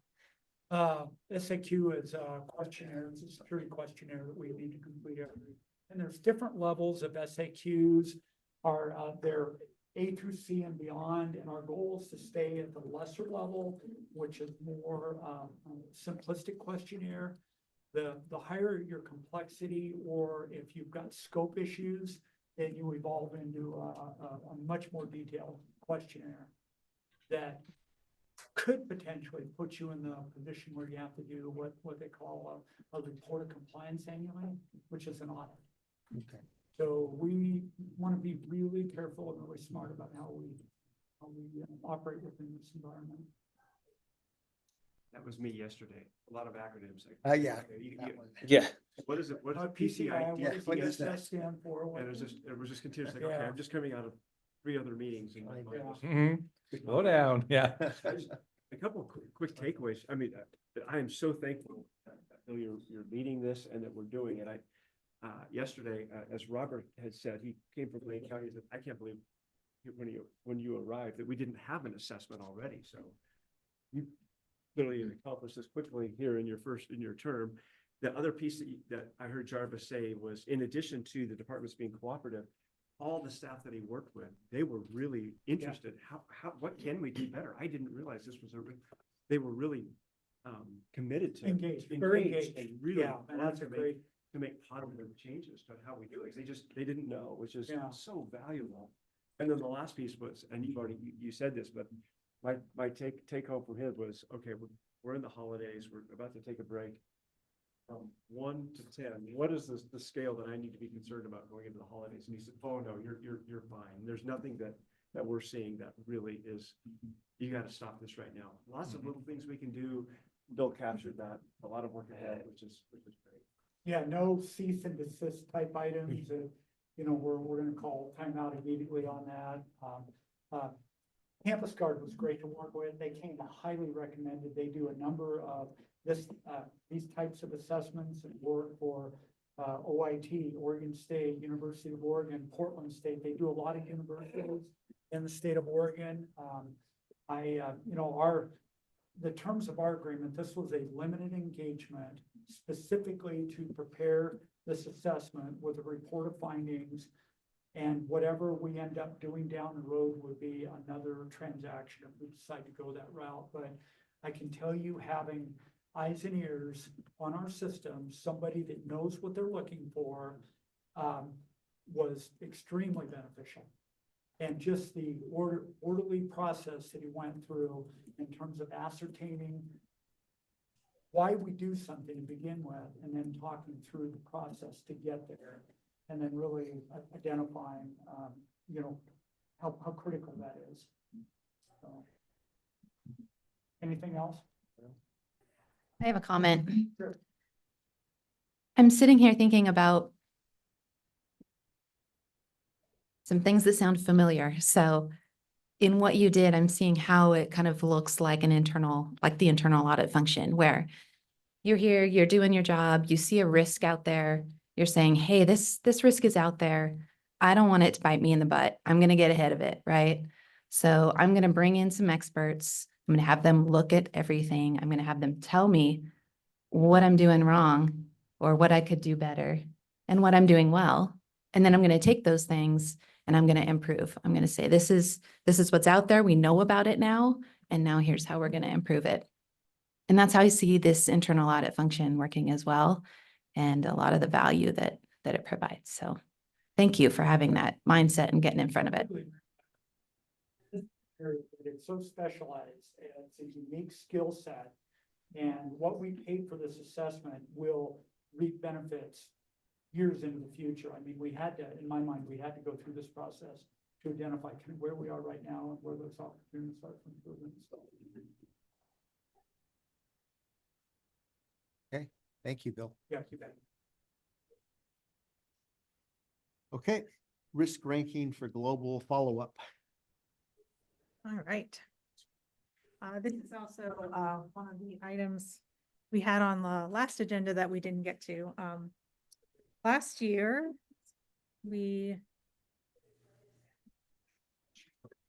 Angie, does this need to be turned on or?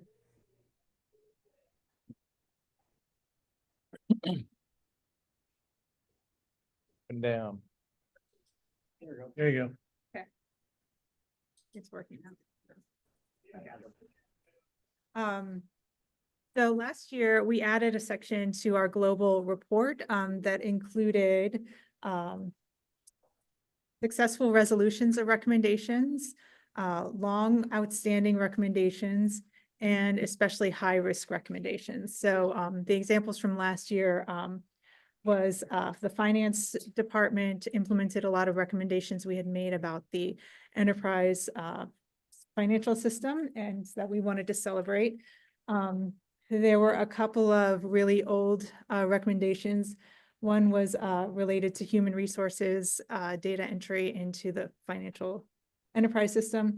And the other one was related to cell phone policy that had been outstanding for quite a while.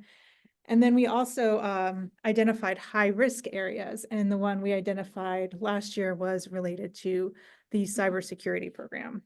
And so when we brought these to the committee, everyone said, well, hey, how did you, we get how something is long outstanding. It's just the longest one.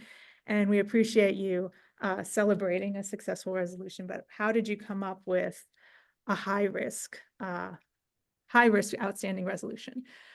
So Aaron and I put together a process that we used this year to rank all of the outstanding recommendations based on what we thought was risk.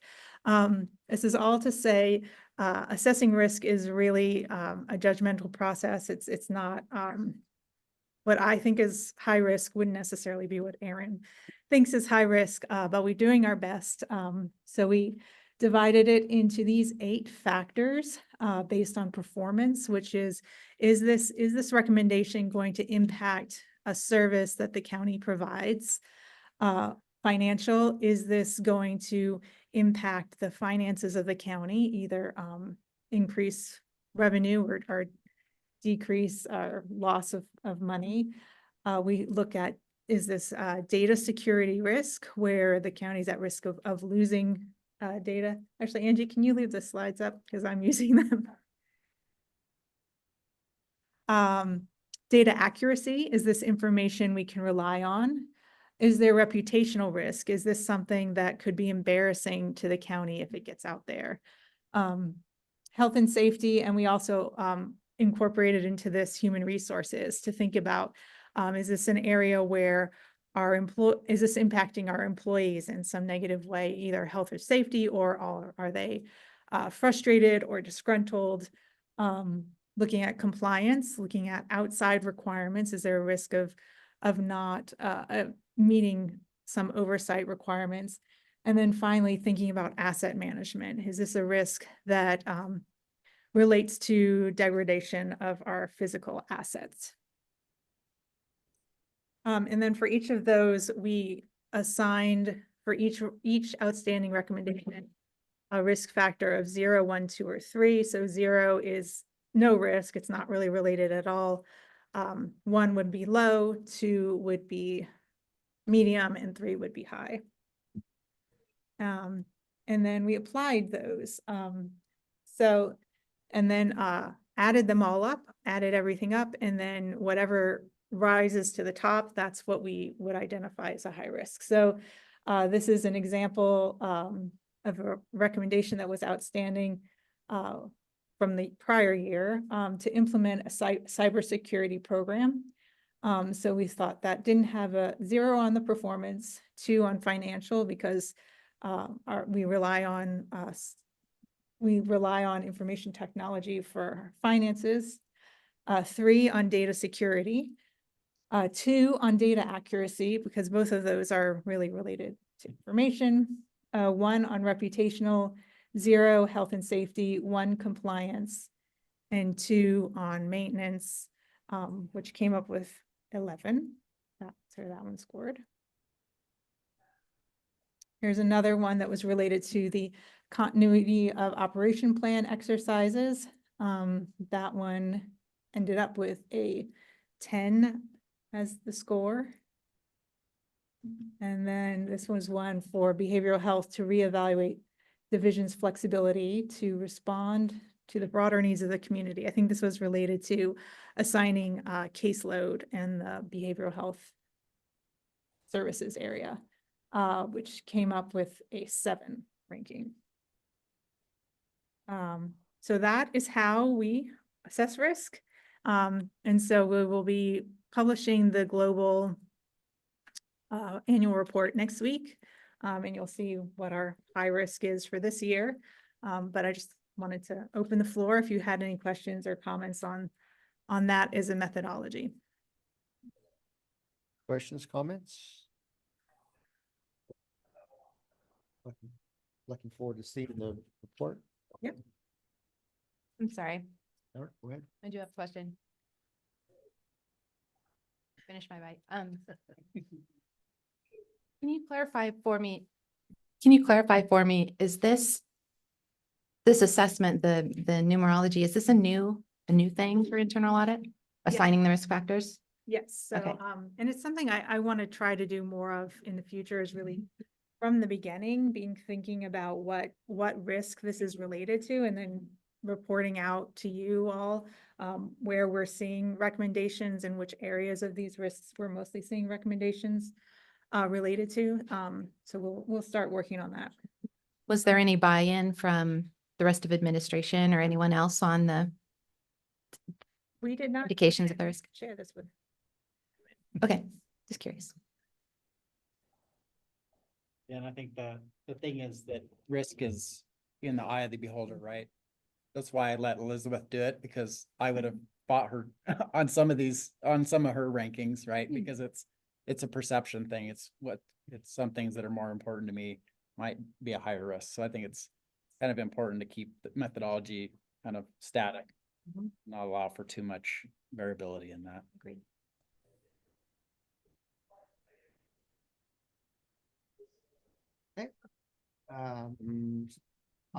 Internal audit reports, as far as new ones that have been issued since the last meeting, we don't have any.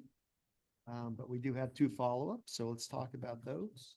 Overtime and compensatory time. Compensatory. Yeah, I got really good at that word. Slow down, say it slowly. Yeah, compensatory. And then fair and expo cash handling. Yeah.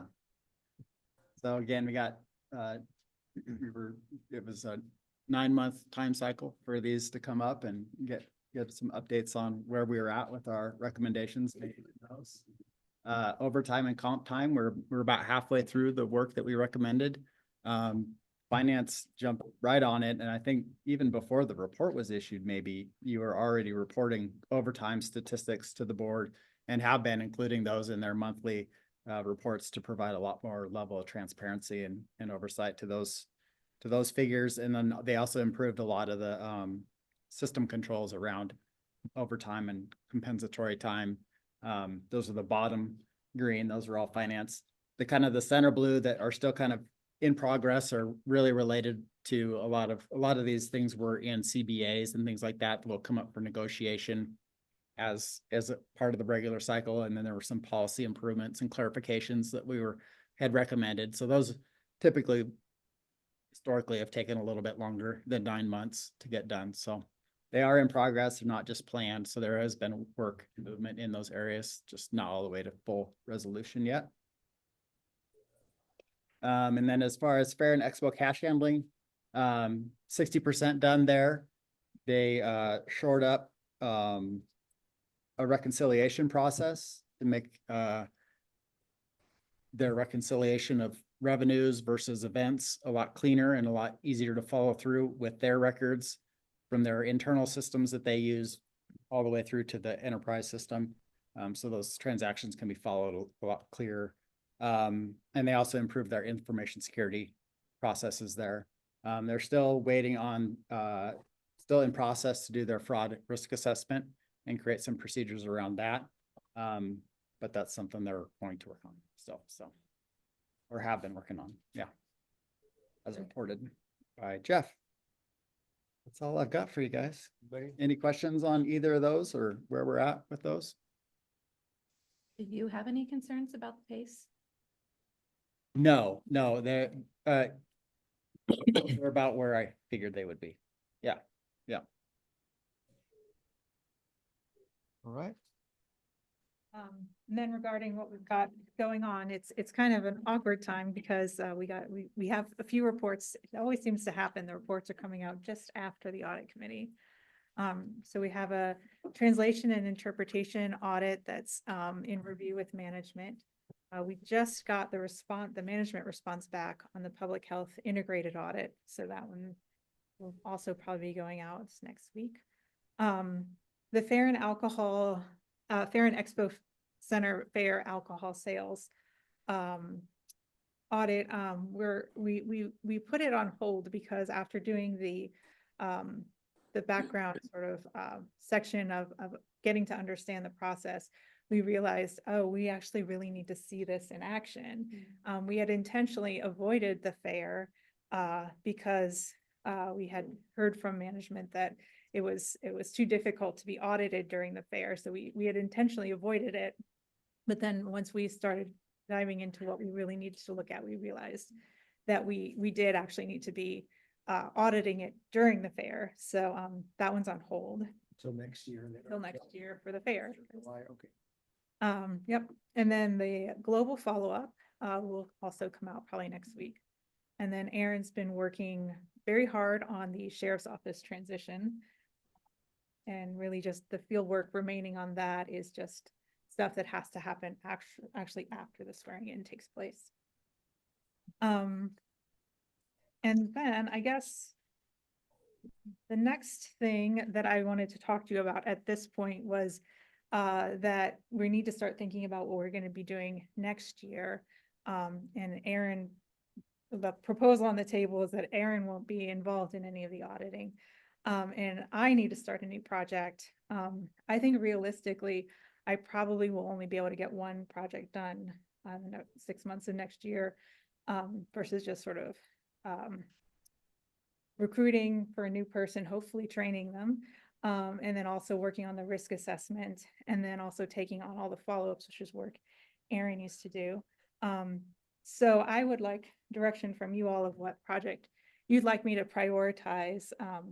So the things that are out there are the clerk 2025 election controls, the county's approach to homelessness, sheriff's office body and auto cameras, and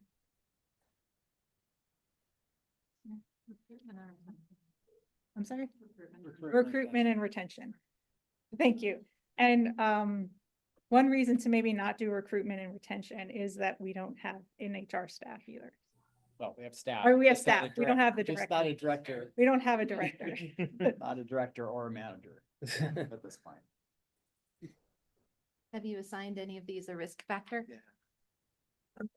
Gosh, I don't actually recall what the ranking was. Assessment.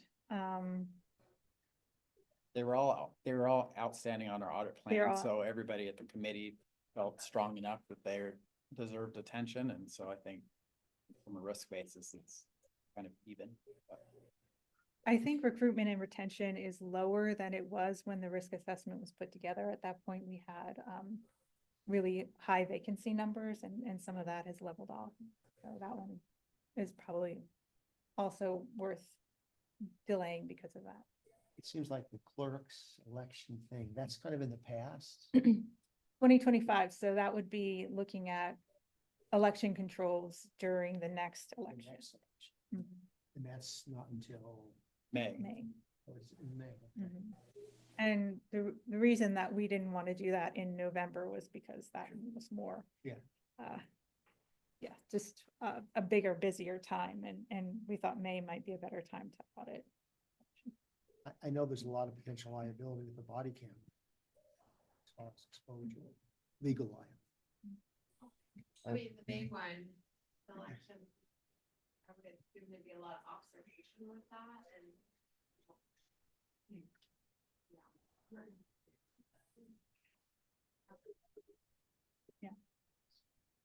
I mean, I would vote for the homelessness one as like just the public attention that gets in Deschutes County and Bend in general. That just seems.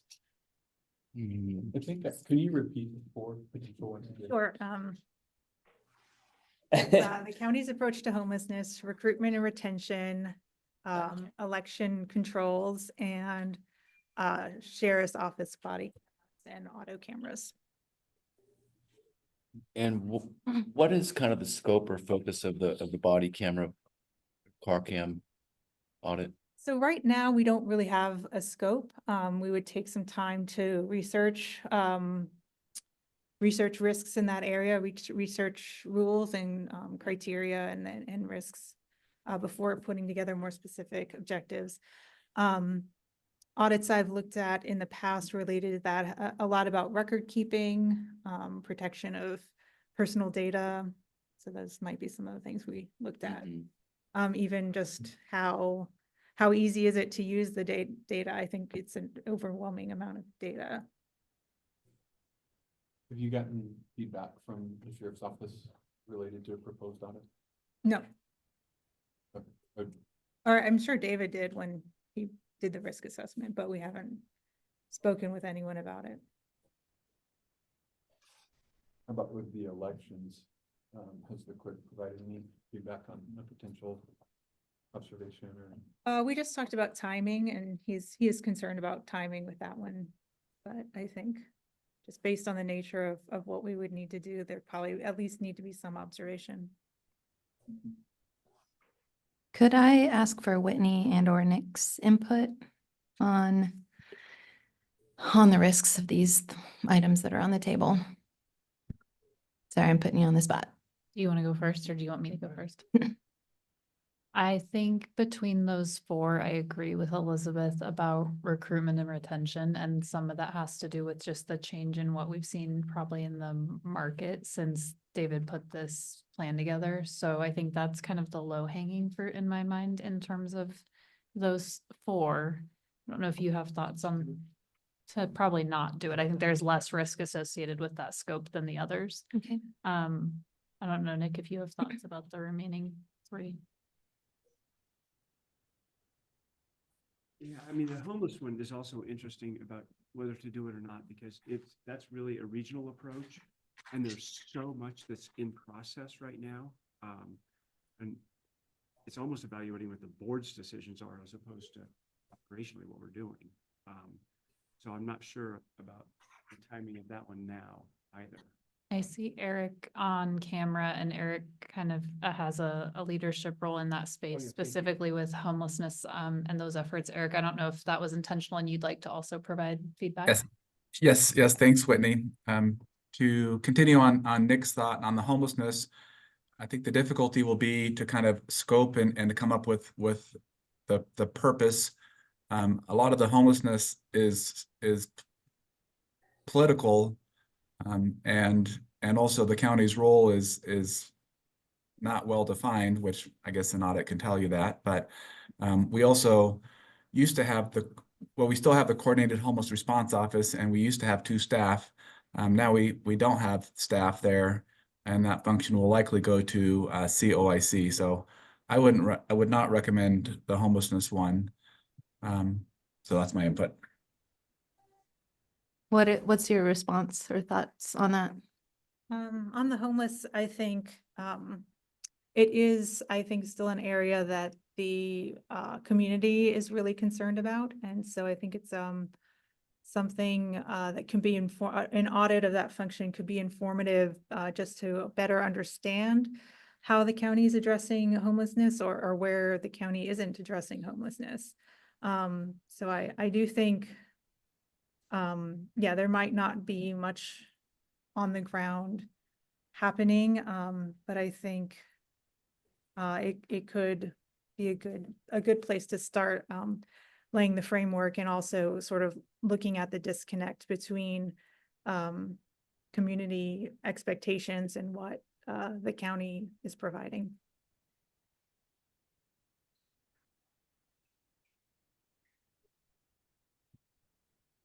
So I feel like that, I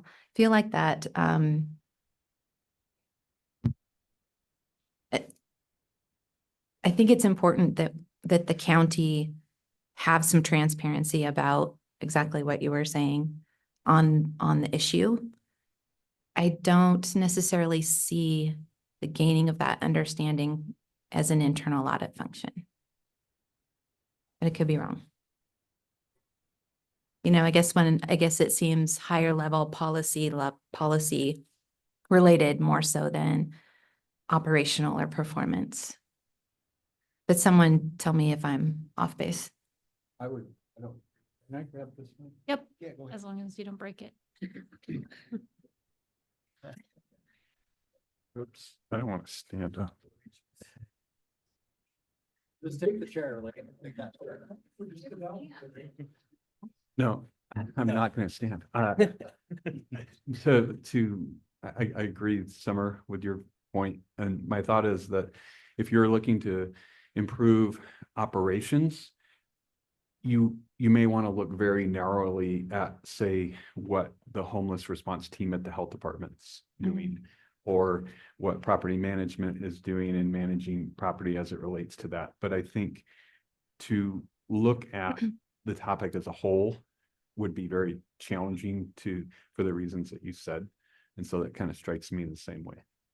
And the topics you just brought up are valid too, I as think that warranting attention. similarly to the question about body cams, we haven't developed a scope related to that yet. And so part of our process would be looking at and inventorying sort of what the county's already doing. And so definitely taking in, and we could come up with, we're going to look at property management only, or we're going to look at contract oversight with COIC or COIC. So those are, that would be part of the process. With what was your proposed timing again, where you might be able to get started on one of these? So reason I'm asking is that I will get started before February. And so I'm really pretty close to wrapping up the translation interpretation services audit, and then almost everything else is really ready to go deep into reporting, except the fair and alcohol sales, which we're waiting till next August to do. So it's basically between two at this point, the homeless and the body cam, And the clerk, the clerk, that's in that. With the homeless, I mean, you only look at one aspect. I would have to figure out what seemed feasible within the budget that we have for the audit. I guess That it's was- kind of hard to decide without more of a scope. Exactly. Or more just a, And more understanding of risk and, right. sorry, I'm struggling. I know you're wanting input. I know, and I'm yeah. Struggling to provide it. I mean, the way, we've always just chosen the order of reports on our own and I could just choose which one I wanted to work on as well. So, I just When- thought you might want to weigh in since this might be the only one we get done this year. So you're just asking about order? Yeah. Not whether or not we're gonna do them? Well, Oh, I think miss- it's the same question, but I mean, we can push them off until the next audit plan. But I think I'm not confident I'll be able to do more than one of these in the next 6 months, Just a quick question, when's our next scheduled meeting? February. The election's in May, Yes. so that would be, you kind of have to do the work when that is all going on. So sometime in April, May is when you do that one, if that were the one we selected. Yeah, and I think, I'd start doing background research on it now and developing the scope and all of that. But with that, plus doing the follow-ups, plus doing the risk assessment for next year, plus hiring a new person, I'm just saying realistically, I'm not sure I can do. Just the timing of the decision on the position. Like, how does that happen? I can give you an update on that as well. So, Daryl, put together a letter, with your recommendation to the Board of County Commissioners. And Nick put, agenda request onto the December 18th Board of County Commissioners meeting, to decide whether to keep the full-time position or move it to a part-time position. So that's next Wednesday at, put down somewhere. Meeting starts at 9. The meeting starts at 9, but that agenda item is at 10:25. So a lot of this could depend on that. Yeah, but we won't meet after that. Right. So if you could give me your idea of what I should work on next, or I could come up with it on my own too. Another specific question, did body cams come up in your transition audit at all with the sheriff's office? No. No, that would be way out of scope for just a transition. I'm just wondering, like, with the position and the workload, that I think the sheriff body and auto camera might be a better one, because there's lots of examples of that. This was a huge thing as it's rolled out across. the US, and Yeah. there's some pretty specific standards to audit too. Not that it'll be easier, but I think the homelessness would take a lot more planning work, and if you're transitioning and all this other things, I think there's a lot more resources for you to do with an audit of big cam. My feeling to have, we're having to think about one person, everything you have to do. I think this one, the clerk has a very tight time frame, and it sounds like there's still a lot of policy going around the homeless. One risk and equal opportunity that I'll point out with moving to the sheriff's office. I'm just finishing a sheriff's office transition, which means the new sheriff is taking office and it's gonna have 6 months to a year of trying to determine what that office is going to look like. Yeah. So that's an opportunity to come in and offer some suggestion, and they would maybe be more open to that because new policies and procedures are going through, but that's also a risk because they are very much prioritized on other things, including a new budget that they're process that they're not with, and all the other things that they have to get done. They've got some numerous contracts that are hitting in June, some big BCSEA union contracts will be negotiated in June. So there's a lot of things going on at the sheriff's office too, just for full transparency of this committee. I'm interested in the sheriff's office one for the same reasons. But at the same time, I think it's always really helpful to have some input from the department leading up to or the office leading up to the audit. So like at this point, to be making a recommendation, I think it would be, say in February, if you had an opportunity to talk to the sheriff's office, you got some input as to whether the timing is really, really hard for them, given everything going on, or what some parameters of what they see could be helpful. I think that information is always helpful in making a recommendation. And so I really appreciate what Aaron's pointing out as to the timing with the sheriff's office, with a new sheriff, different policies. major budget season activities going on here in the next few months as well, so. I could put sheriff's office sort of number one and then talk to them about timing. I can guarantee you that it's not a good time to audit them. Because that's what everybody says. It's never a good time to audit anyone. Was it ever a good time? Right. So are you talking about the body cam or just the sheriff's office in general? The body cam Yeah, okay. or and all. So on the body cam audit, would we be looking at things like conviction rates, limiting liability of law enforcement for things like excessive force and all those sorts of things? I actually don't know. Because that's kind of the purpose of these things, and to hold law enforcement accountable to the public as well, but. Look at, you know, sort of outcome based, which is what you're talking about. We can also look at compliance. Are they, you know, protecting information the way they should be? Are they, you know, capturing images of children that Mhm. they shouldn't be sharing with the public? We could also look at just efficiencies. Are they even able to use the information they're finding, and are people complying with policies? Are officers or deputies turning it on when they are supposed to turn it on? So I think there's a lot of different things we could end up looking at, and we come up with that. We develop the scope. Yeah. And are we fully outfitted with all, is that? What's the status of it? They're using, I know they're using them, but is it like in full effect and? Yeah. At least the patrol deputies all have Yeah. body worn cameras as well as in-car cameras. And I have no idea about, I would assume the corrections has cameras for the jail as a whole. Right, but no body worn things, I don't believe, but I'm not aware of those. And it may be that it's just the standard now that all law enforcement uses them, and not using them would subject us to liability, but. Well, interesting.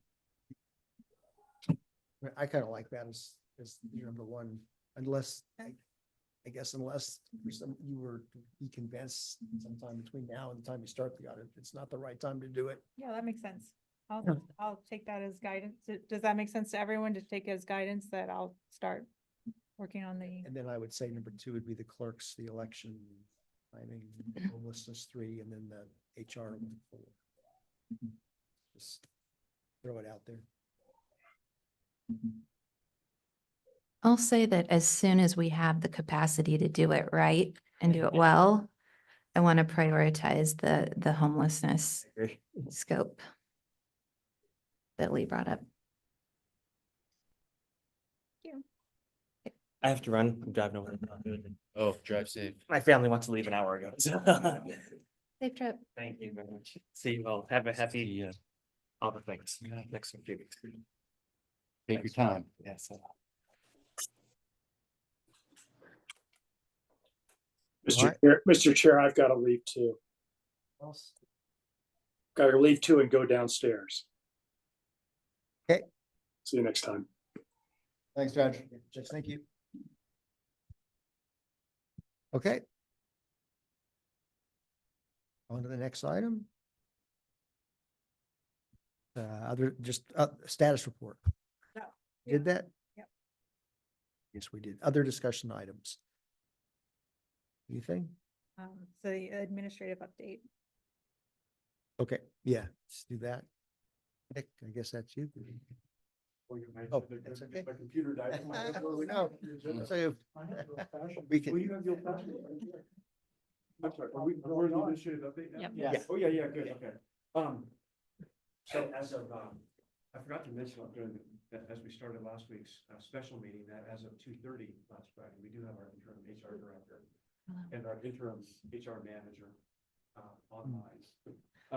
Following a failed recruitment in the fall, and we're deciding to keep those positions open longer as we achieve savings for our administrative budget. So we haven't decided yet how soon in 2025, early in 25, we'll likely initiate the recruitment for our human resources director position, and then just assuming if that launches in January, interviews in February, somebody comes on probably April, May. I mean, it's going to be a few months, and then we don't want to jump in and hire and initiate a recruitment for the HR manager because we don't know if that's for the new HR directors and we think is what we need.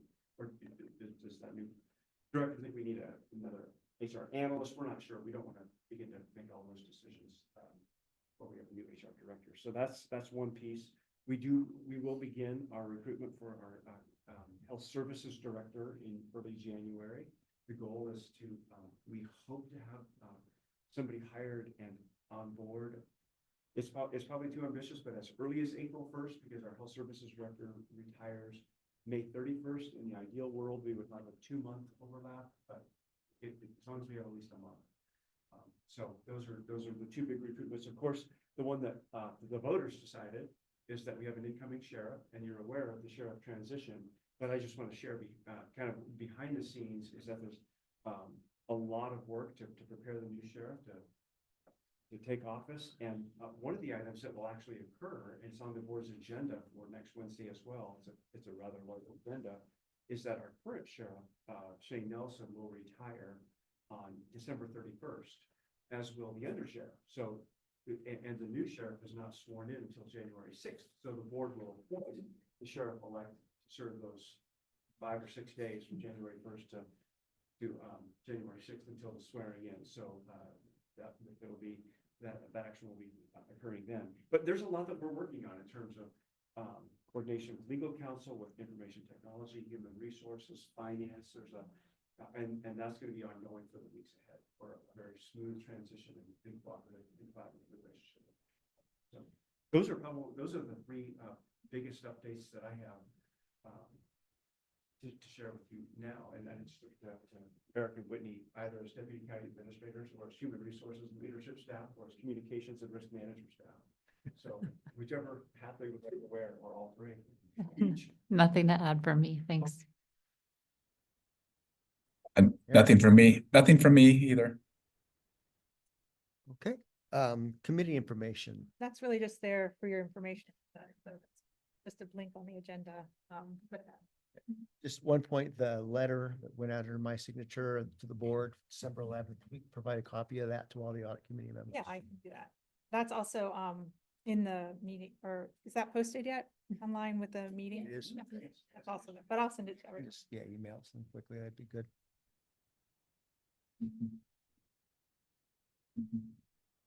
Thank you for doing that. Okay, anything else before we adjourn? All right, we're adjourned at 12:09, 2:09. So we're speaking- Wasn't that quick?